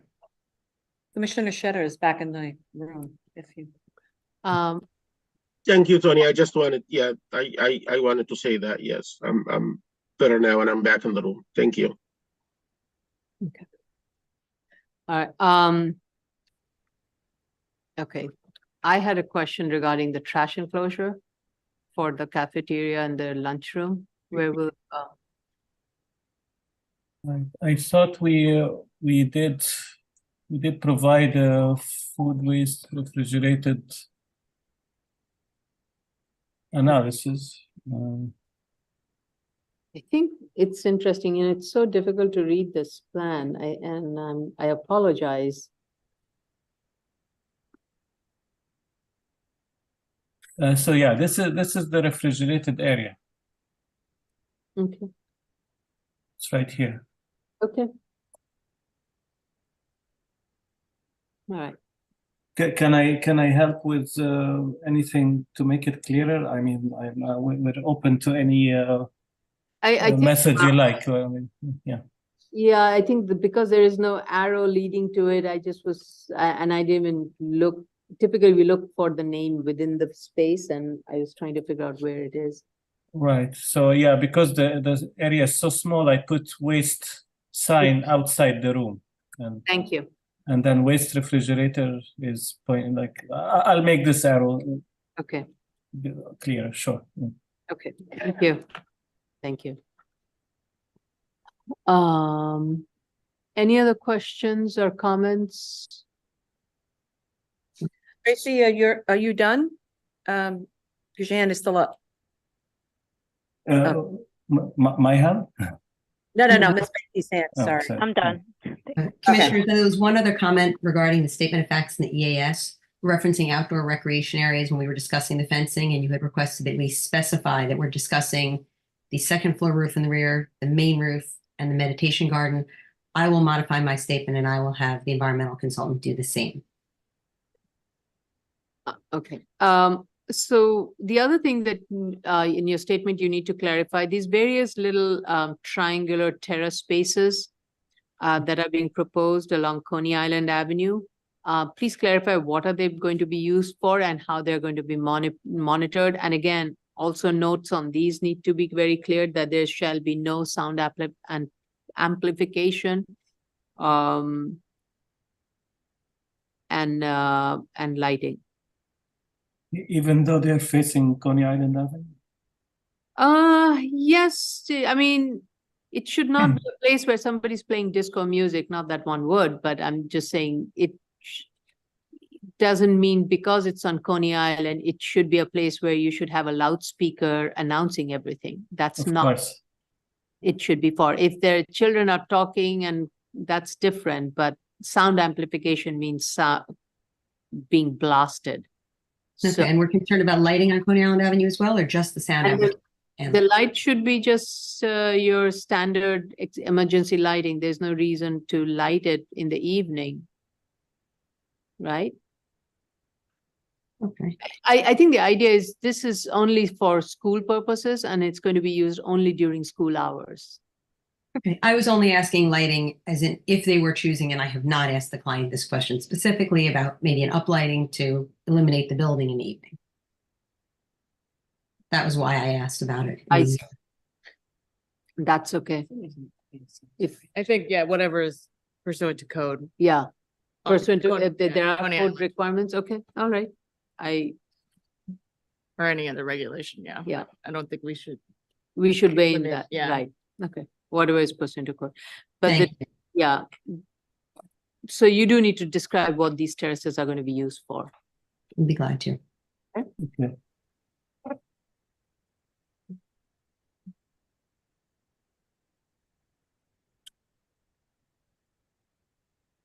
Yeah, they're mainly accessory to the space that they're serving. Like, for example, one of them is serving the cafeteria. And then here there is nothing. And then just the third one is the roof setback. I mean, there's nothing we can do about it. This is zoning. It just doesn't make sense to have such a beautiful setback with no access, but we can justify it. Yeah. Yeah, please do specify.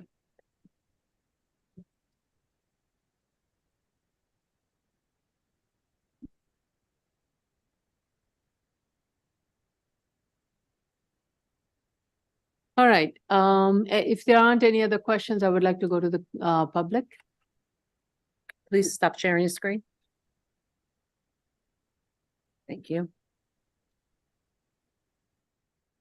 Okay, the case that we're currently discussing is 2022-65BZ 2503-2519 Coney Island Avenue, Brooklyn. Should you wish to discuss, dial 646-558-8656 or our toll-free number, which is 888-475-4499. At the prompt, you enter the webinar ID number 814-0773-7228 and the pound sign. At the next prompt, you will press the pound sign only. Once you are in, press *9 to raise your hand, *6 to unmute if you are calling in on the phone. And if you're in the Zoom room already and wish to participate, please raise your Zoom hand, which is the little hand at the bottom of your computer screen. Once you are recognized, you will have 3 minutes in which to discuss.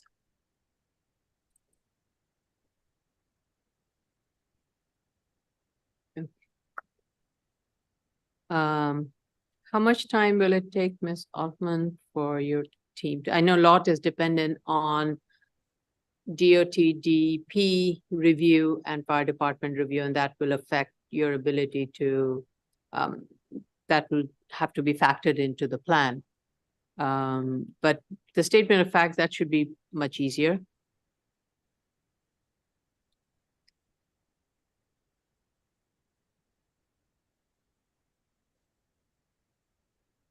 You're muted, Ms. Altman, you are muted. I apologize. What I was saying was the statement, the only thing is we need to put in the STC rating, and we cannot do that until we hear back from the other agencies. I was thinking possibly the week of February 12th, 13th, that would potentially give some time for DEP and DOT, as well as time for fire department to get back to us with their requests so that we can incorporate that into our documents. So February is what you're. February 12th, 13th would be wonderful. Okay. Possible. Let's keep it flexible in terms of how we get the DEP, DOT sign. It doesn't make sense for you to come in if we don't have all the. Right, submission date is January 25th, is that enough? January 25th may not be enough. The submission date for February 12th, 13th is January 28th. So let's play it by ear. Keep, I'm sure you'll be in touch with our project manager so that we can coordinate the scheduling of all the other agencies and then your approval documents, and then we'll schedule it accordingly. I appreciate that. I'll be happy to work with the project manager and the other agencies. Okay. Do you want to move on or? Yeah, so thank you. Good seeing you all. And Thank you and happy holidays. We won't see you again before then. Oh, happy holidays. Okay. Take care, everybody. Can we call the next case? Yes. Item number 26, 2022-96 BZ and 2016-4249 BZ, 2420 Amsterdam Avenue, Manhattan.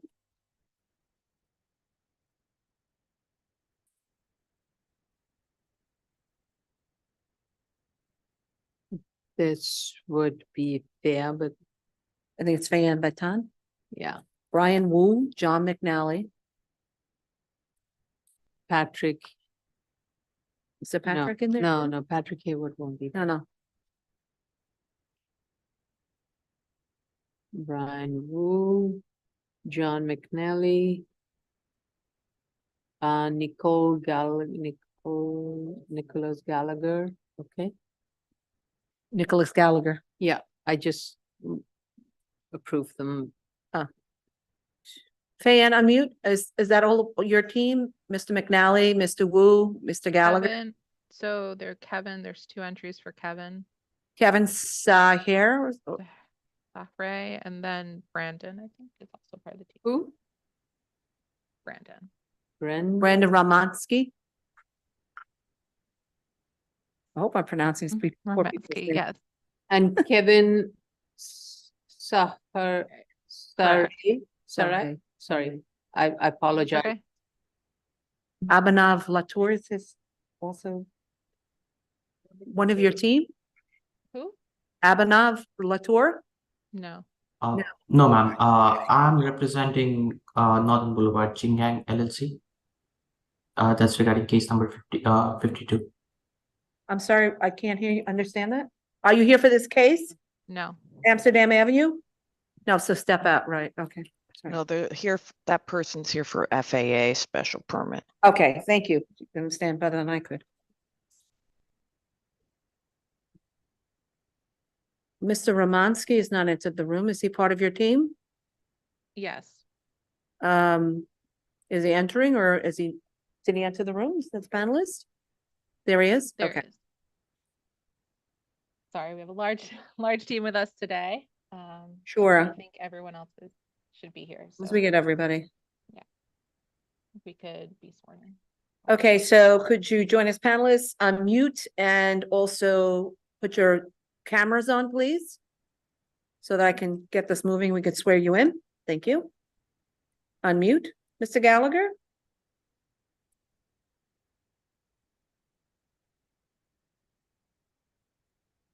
Mr. Saray, Mr. Romansky. Thank you. Can you unmute, gentlemen?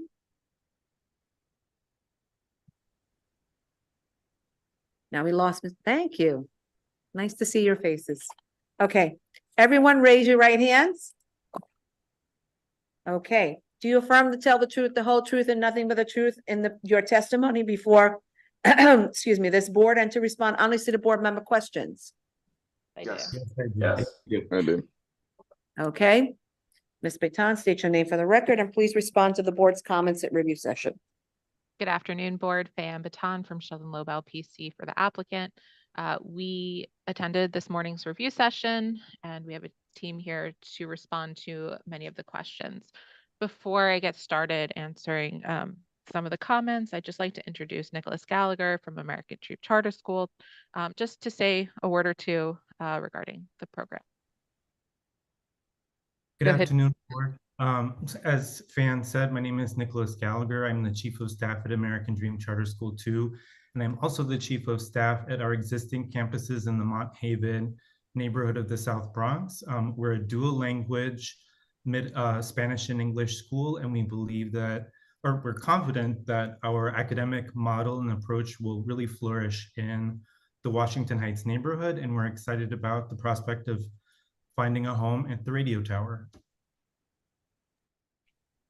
Thank you. Thank you, Nicholas.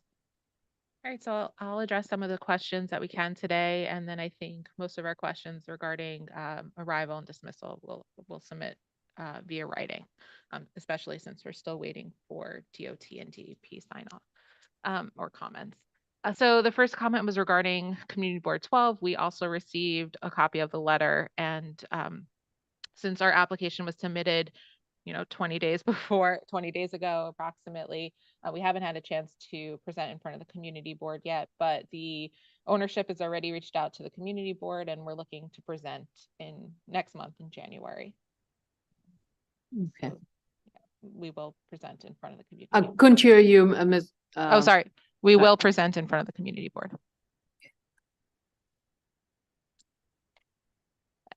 Regarding the site search letter, we will make the necessary revisions just to make it clearer, providing a chart form regarding the zoning district, location, available floor area, and availability to make it easier to read. And we will separate out those that are not part of an as of right zoning district, but that they were part of the site search. I am going to defer to Brian regarding the school safety questions regarding the elevators and stairs. Brian? Good morning, Commissioners. My name is Brian Wu. I'm a representative on behalf of the developer 2420 Amsterdam. I know there were some questions and clarifications requested on specifically the stair G that is being built within the school. I know that when we were last in front of the board, we had been contemplating putting a high school in there. And originally the idea was for the high school to use the existing 2 stairwells that we had on the property in order to be able to get the students up and down within the school bounds. Because this is now a lower school, we've decided to modify our plans and create the stair G. That stair G would be used exclusively by the school as a, I forget the terminology, but as a staircase dedicated for the children to be able to move up and down between their floors. As it relates to the dedicated elevator, there will be a dedicated passenger elevator that is exclusive for school use. It would be locked off to any other floor except for the school, and the only people that could use it would be the school in and of itself. Okay. Thank you. And Ms. Baton, please do update the statement of facts accordingly with regards to the safety features. Yes, we will. We'll include all of that information. I think that was most of the school safety internal regarding the drop off and pick Ms. up. Batan, can you speak? Sorry, can you hear louder? me? Can Yes. you hear me now? Yeah. Okay, apologies. So the pickup and drop off, the front of the school will clarify that we meant the Amsterdam Avenue when they're dropped off. We are aware of the WIN application that there were concerns regarding drop off at 181st Street. And based on that, we are proposing the drop off on Amsterdam Avenue. So we'll just make sure we'll update to see if there were any inconsistencies regarding the statement of facts or the EAS. And the staff member questions for the ATSSA, supervised arrival drop off. All those questions regarding drop off, we're just going to respond in writing because we need to review internally. We'll need to speak with the school and maybe see how it's handled at other locations. And also we're awaiting comments from DET. So we just want to make sure that the plan is catered towards DOT's concerns as well. So we'll respond in writing to those. Yeah. Yeah, and I think if my memory serves me, you were probably involved in all the schools that I raised as an issue. So you're very well versed with the issues that were raised. So you should be prepared to have the answers to correct those also. Right? Correct. Yes, that is correct. Okay. All right. Handling most of those schools. So. Yes. Yeah, I think DOT is going to be a critical component in this case. I was just curious, and I think this is I definitely do not speak for DOT, and I'm not suggesting this. Just as a more of an urban design way, I'm thinking from an urban design point of view, what one can do to ensure that one would prevent drop off and pick up on 181st. And given that it's an active bus lane with so many buses that stop there, I don't know if it's stretched along the entire length or is it just a section of it. If one were to put like some kind of a barricade, decorative, and I don't want to become the queen of bollards, but something along that would prevent vehicles from dropping or so, but I don't know how that affects the bus. So that's why I'm very hesitant in saying anything. And this is really a DOT thing. I'm just thinking out loud. I think it would be difficult because that is the bus lane and there are a lot of buses, but I know that we're working closely with DOT. Okay. And we want to ensure the safety, of course, of all the students. Right. So your safety plan has to be very well tuned and has to be effective with your staffing. It really cannot be any other measures that can take care of that issue. So the coordination, calling in, somebody telling you I'm coming at this time and calling in, and the process and all of that system, it needs to be really well identified. I know in some schools you have this like a direct phone number that you call and say, hey, I'm pulling in right now. And so immediately, that happens. Okay. Okay, thank you. We'll make sure to address that in the next submission. Yep. Okay. Any other questions or comments for Ms. Batan's team? Okay. All right. Let's then go to the public.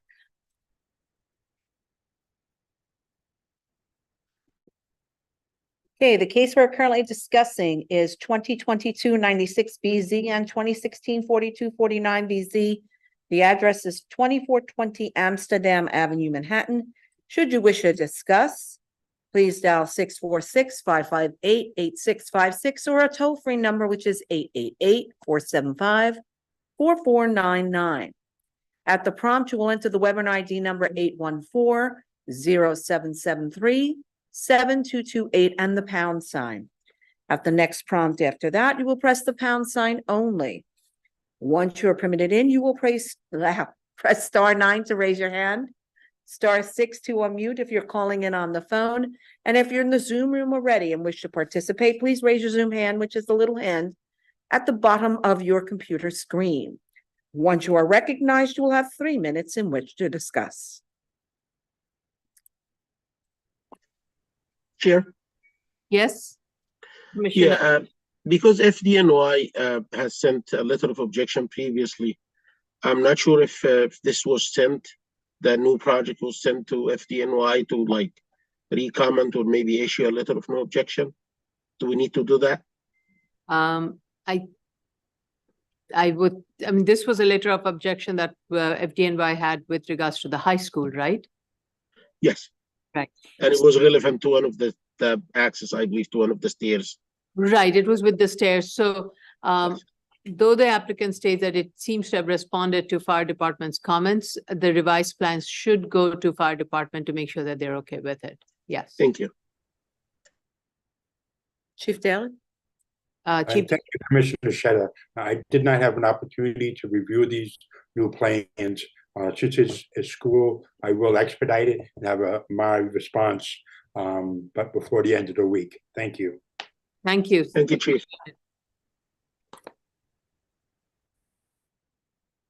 5, 4, 3, 2, 1. There we go. Haven't heard it. in a while. Hallelujah. All right. Thank you. No one is called in. Thanks. And I didn't discuss how much time it will take because it's totally dependent on the review of DOT and fire department, though fire department will have a comment by the end of this week. DOT is the outstanding part. So coordinate with our project manager and we will schedule it in a manner so that your response will address all DOT and DEP comments and then a revised set of plans and statement accordingly. Great. Thank you so much. Okay. Thank you. Next item, 2023-10BZ, 2213 East 14th Street, Brooklyn. It's Elise Fullader.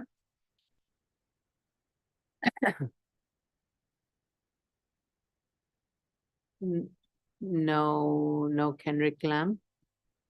Let's see. Yeah, Kendrick Lamb as well. Thank you. It's Kendrick Lamb, right? Mm-hmm.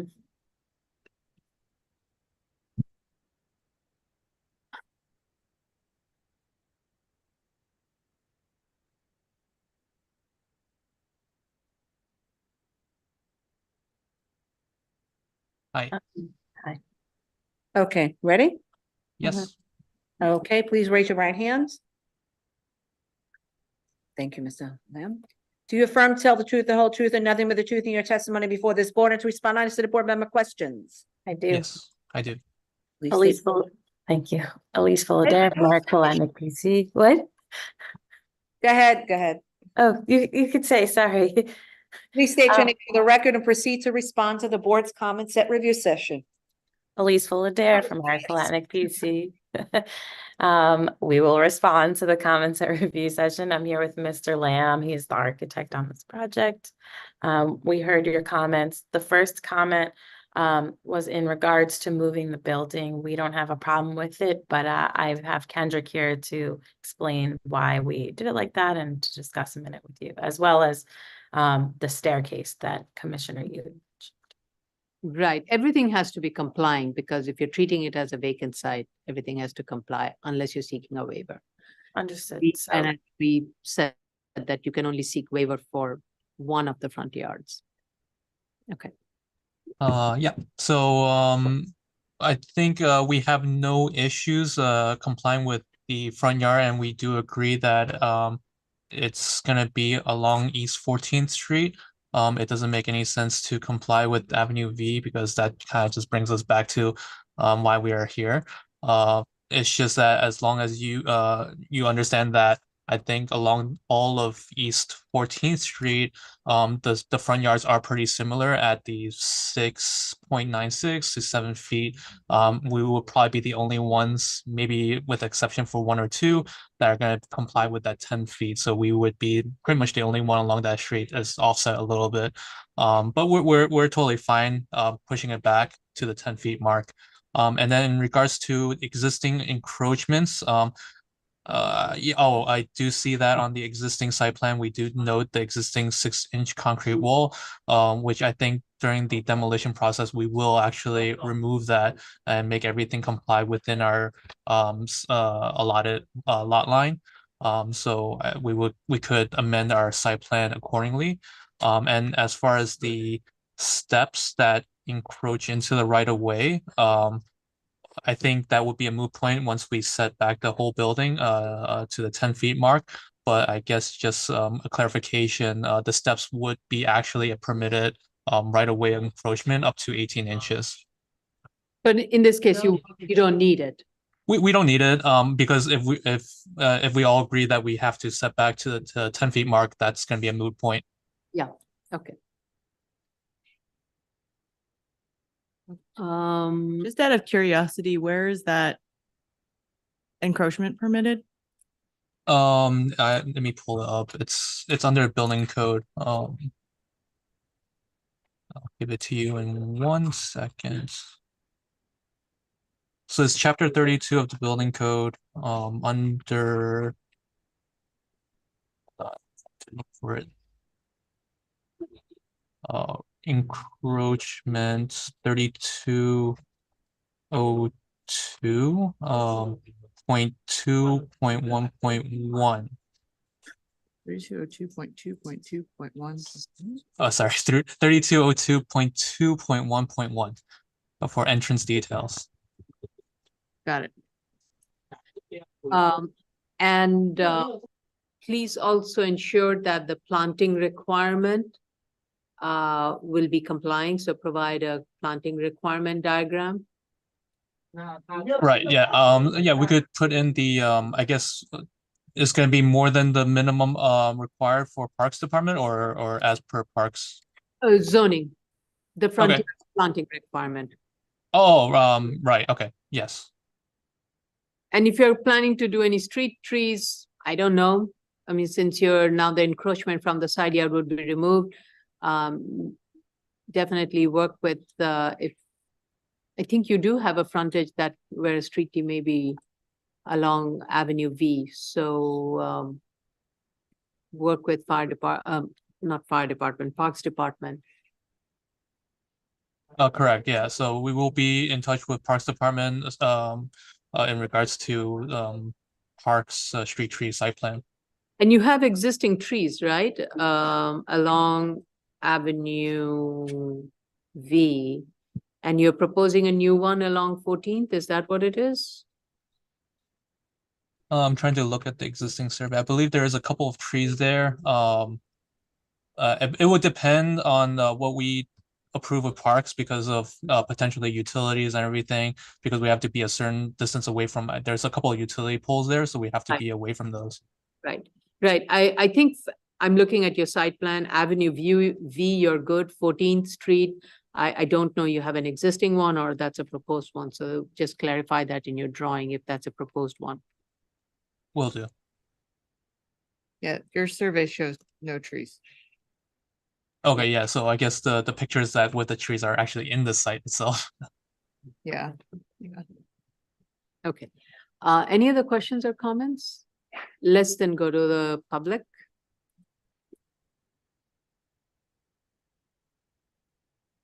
So the case we're currently discussing is 2023-10BZ 2213 East 14th Street, Brooklyn.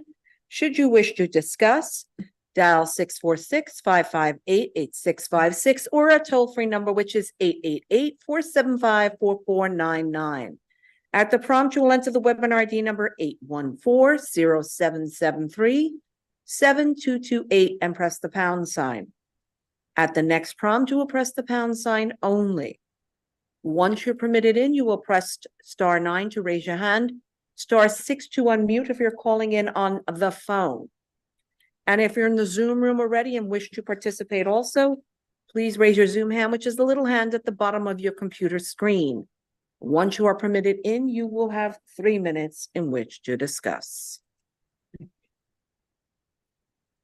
How long will it take for you to update all the documents? Oh, fairly quick, within a week. So I guess we'll say 2 weeks just to check everything. and- Yeah, yeah, just make sure everything is just correct. Hmm? Yeah, is there any secret issue on this that I need to know Oh, about? it's a two-family. I think it's a type, Type two, right? it's Yeah, a type okay. 2, I think. Correct. Mhm. Yes. Yeah, because it was a single family. Yeah, Okay. sorry.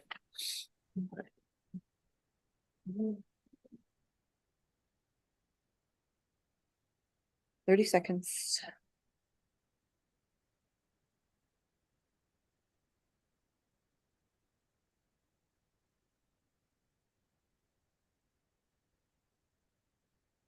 Not the camera number, there we go.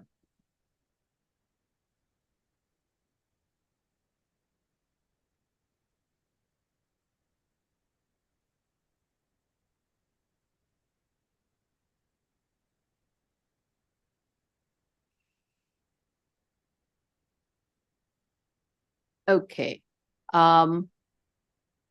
commissioners, are you all okay if we were to close this hearing? Okay. I can't see my other fellow commissioners. Commissioner Shabeta is nodding his head as Commissioner Sheta. Okay, all right. So then I'm going to make a motion to close. Record will be open for you to make all the necessary corrections to the statement of facts and findings and the plans. And please, in your cover letter, very clearly indicate all the changes that you have made and how you have responded to all the comments that were raised at today's hearing. Understood, thank you. Thank you. And Chair, please, for that wall that's gonna be demolished, that one that's encroaching, if they can on the existing condition, if you can just notate that it's gonna be removed. And also at the location of that wall on the proposed, you can indicate that as well. So to alert the plan examiner at DOB that this wall is going to be non-existent after the proposed construction is in place. Thank you. Yeah, actually, I'm Understood. wondering for the simplicity of it, would it not be easier just to kind of not try to confuse between what is an existing wall and what is proposed? Because you're seeking a variance, of front yard and side yard. And just indicate the proposed walls and then don't show any of the existing walls and say all the existing walls are. Does that affect DOB's review if you were to show it that way, or do you have to show existing wall to remain and proposed wall?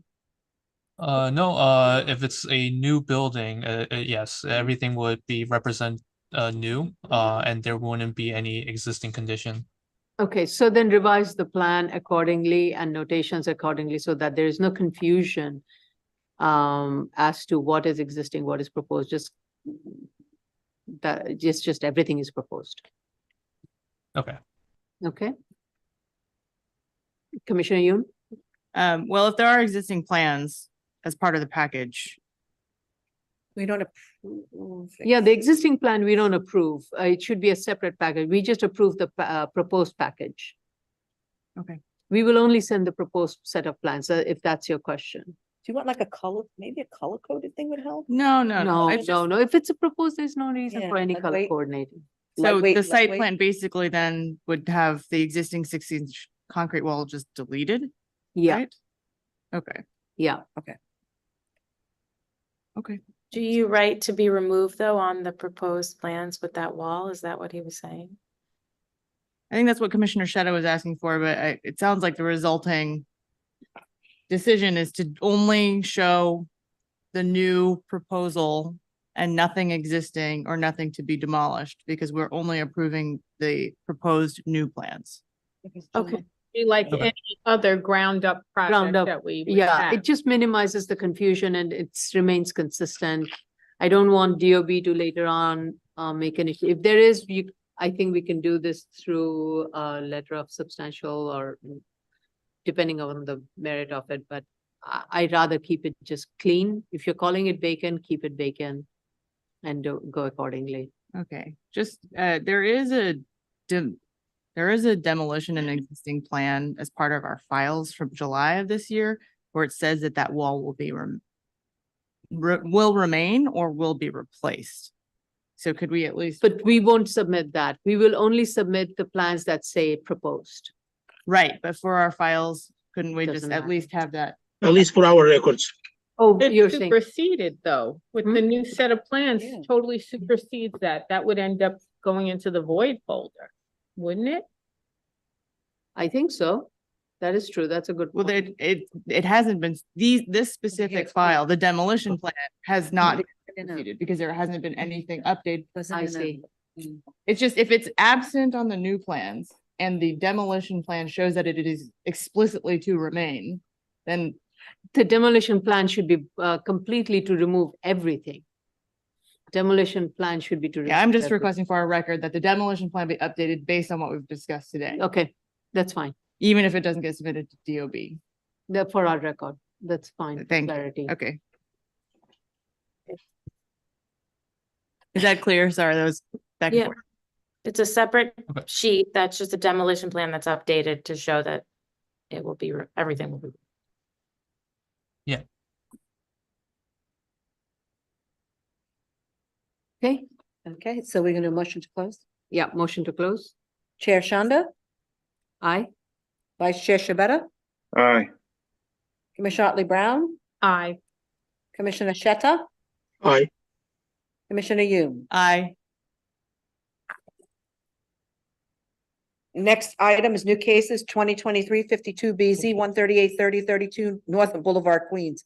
A lot of threes in there. Oh, and I just want to say that the case that we just closed on, we'll schedule it sometime in January. I don't know if first week of January will be possible, most likely second week of the second hearing on January is likely. Yeah, because the just wanted- submission date for the first week would be December 14th, or Yeah. 16th or So whatever. second January hearing. It's is- January 4th is the submission Yeah. date. Okay. All right. Again, 2023-52 BZ 138-3032 Northern Boulevard, Queens. This is Daniel Braff. Hi, nice to see you. You too. We'll have Abhinav Latour Clyde Yes. and who else? Clyde We should Pitt. have Clyde and Bella from Oh, FANA. Clyde Pittman. Yes, of course. Sorry, Mr. Pittman. And Stephen Bai. Stephen By and Yi Lin as the architects. And Yi Lin, right? Yeah. Correct. Okay. Okay, everybody, please put your videos on mute. Mr. Pittman, always good to see you. Mr. Lin? Thank on you. mute. Do we have everybody? Steve, Mr. Bai? Unmute? Thank Hi. you. I think I have everybody, right? Yes. Okay, raise your right hands. We don't have Yilan.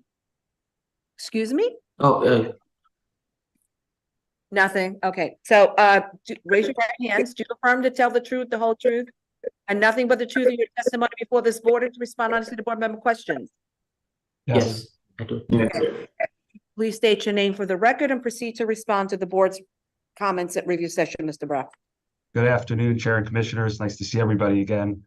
We attended review session this morning and watched the video. I think the first question regarding the community board, we had the same reaction to the report. It was a little confusing. Our understanding was that was intended to be a denial. It was a motion to approve that had 17 votes against. So I don't know if you've heard Denial back to from. approve. Yeah, it was a denial to approve. Correct. Okay, so the motion didn't pass then. Didn't pass. Okay. Yeah, so. Was there any specific reasons discussed why? You know, the members that voted against it were focused on traffic and parking, you know, very unrelated to the application, just generally on Northern Boulevard. We explained that, you know, we could do this building as of right without the special permit and have the exact same amount of parking spaces and density, which I think is what kind of led this to a split vote, which I'm told is pretty common at CB7 on these cases. Yeah, good to be. Thank you. Thank you for that clarification. I think the other question regarding the study points, So point 1, 3, and 4 were approved at 256. We can make that change to the drawings. That'll be a very quick change. So we would change that. Actually, I think it's on 3 sheets. So on BSA 03, 04, and 05, that table. And it's specifically the chart, the table chart. on these drawings, yes. Yeah, with the red writing listing 255. Exactly. Yeah. Yes, we can make that change. Are there any other questions? I have the rest of the team here. I don't think there was anything specific, but we'd be happy to address anything else the board has. I don't think we had any other questions or comments. Commissioners? And No, the application is clear. Thank you. yeah, okay. Wow. It's always good to see Mr. Pittman. We learned a lot from him over the years. Let's go to the public. Sure. The case we're currently discussing is 2023-52 BZ 138-3032 Northern Boulevard, Queens. Should you wish to comment, dial 646-558-8656 or a toll-free number, which is 888-475-4499.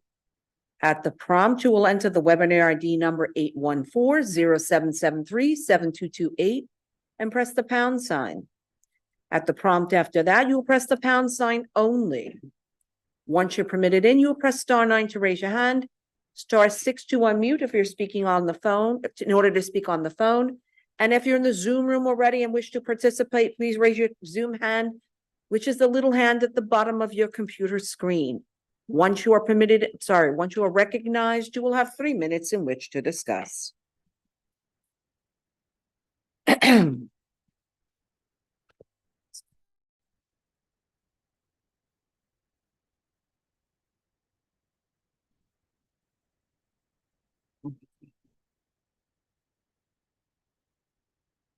How long will it take for you to make the corrections?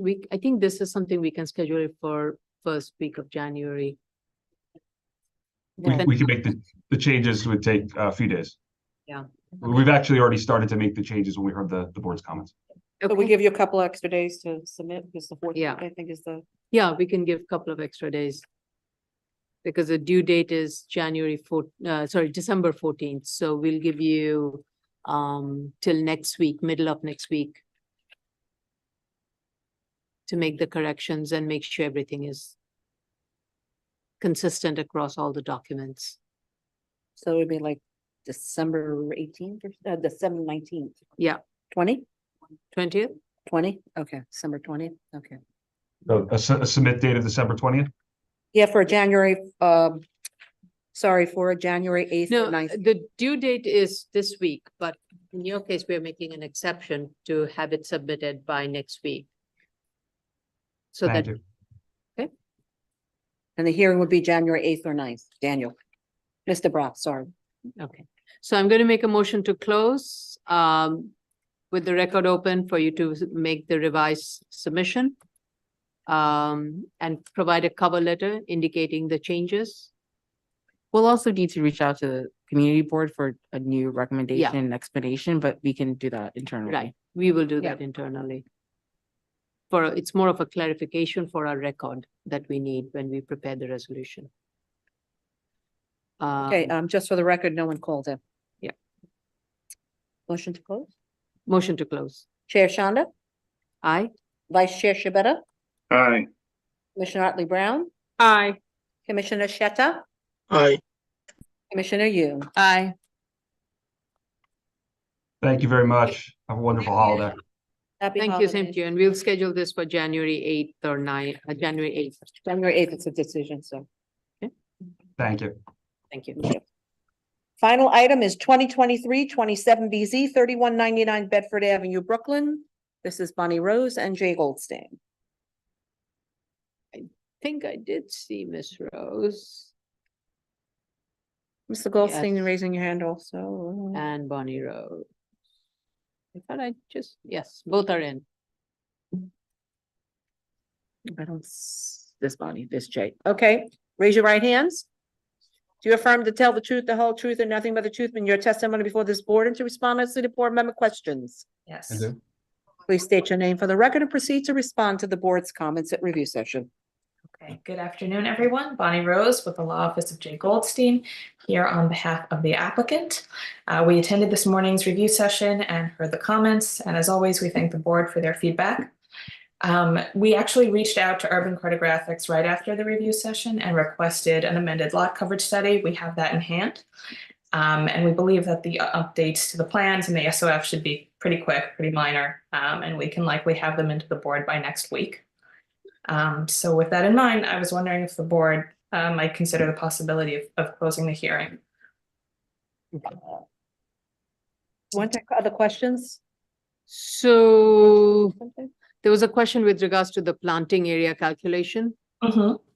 Yeah, so we can have that reoriented on the plan to match, you know, the diagram. We can have it reoriented to match what's on the site plan.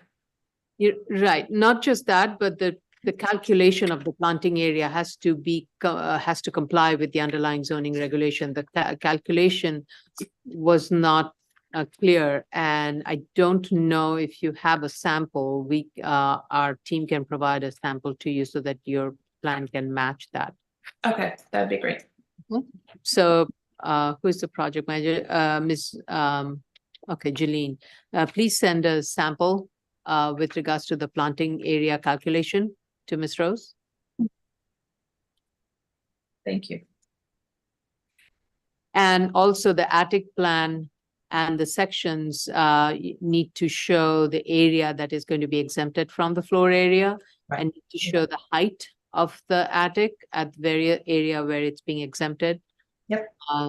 So need to do that. So I don't know if all of this can be done in time for submission, and I really don't want to rush you to do that.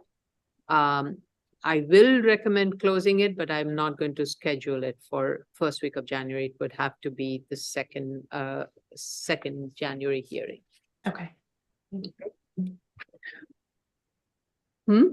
Coverage, lot coverage. Yeah. There are two remaining issues from. Oh, yeah, there's a lot coverage. There's the lot coverage issue also. No, she said that Urban Cartographics already. They updated revised the that. diagram. Yeah. We have it updated. But the orientation on the diagram. That's going to be addressed. Okay. Yeah. Okay. That's an easy fix. I think this And is the threshold issue of the wall retainage calculations the and wall updating those, because when I did a back of the, just a quick one, you're very, very, very close to 50. And so obviously you have to be 50.0 or above. Okay, so I don't think I can close We it. can't if it- close with that. Close it without that being corrected. Okay. So if I may, sorry, if I may, just on that point, Commissioner Yoon, at the front of the building, we can enlarge that wraparound from 1 foot to 2 feet. And based on my numbers, we're fine at that point. We're solid 50 plus. So the board in the past has done it where, that's the only issue, and we will show 50% retention, and that's the easiest solution to do it, is just shifting the sidewall in another, 10 inches rather. So with that in mind, I don't know if it changes the board's position.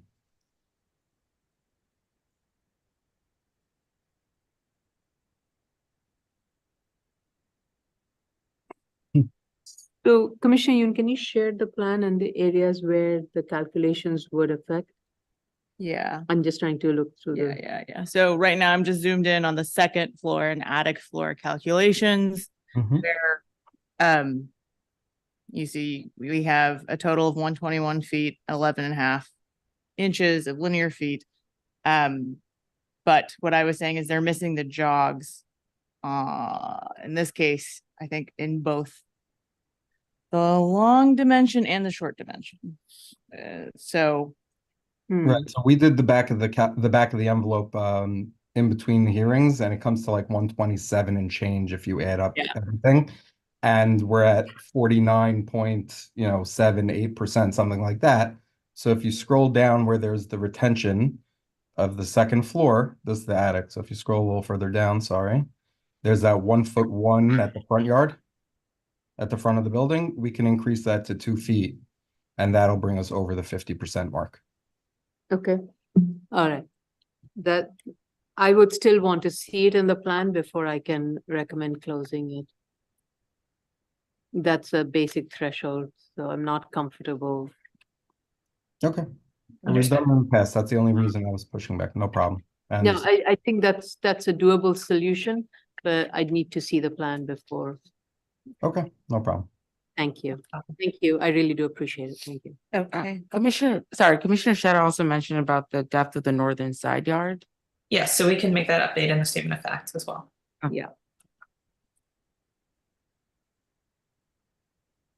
Yeah.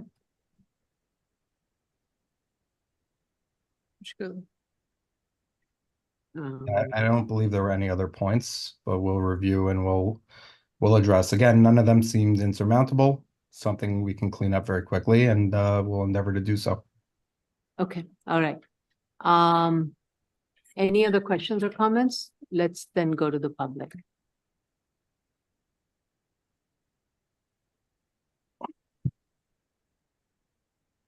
The case we are currently discussing is 2023-27 BZ 3199 Bedford Avenue, Brooklyn.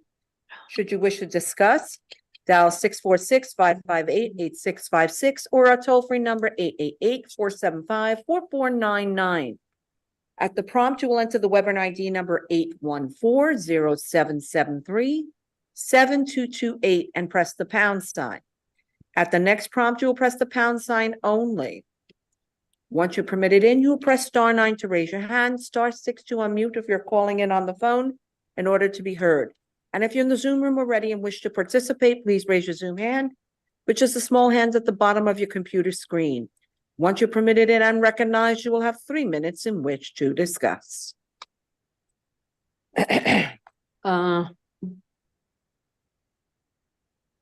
What's our schedule looking like for January? I don't have the I'm just looking. calendar in front of me. The 8th and 9th are heavy, right? Yeah. Then the second hearing. Yeah, okay. Mr. Goldstein, I am trying to have it scheduled for January 8th and 9th, but our schedule for January 8th and 9th is heavy. So 22 seems big too. oh boy, 22nd is also quite, You've got MZ, you've got fingerboard. Sutter, yeah. Cummings. Lots of decisions. The new cases. February is basically empty. sorry, Mr. Goldstein, I'll have to do this in February. Our January calendar is really packed. Understood. Okay. I thank the board for I'm trying, I really No, did. no, we thank the board for trying. Okay.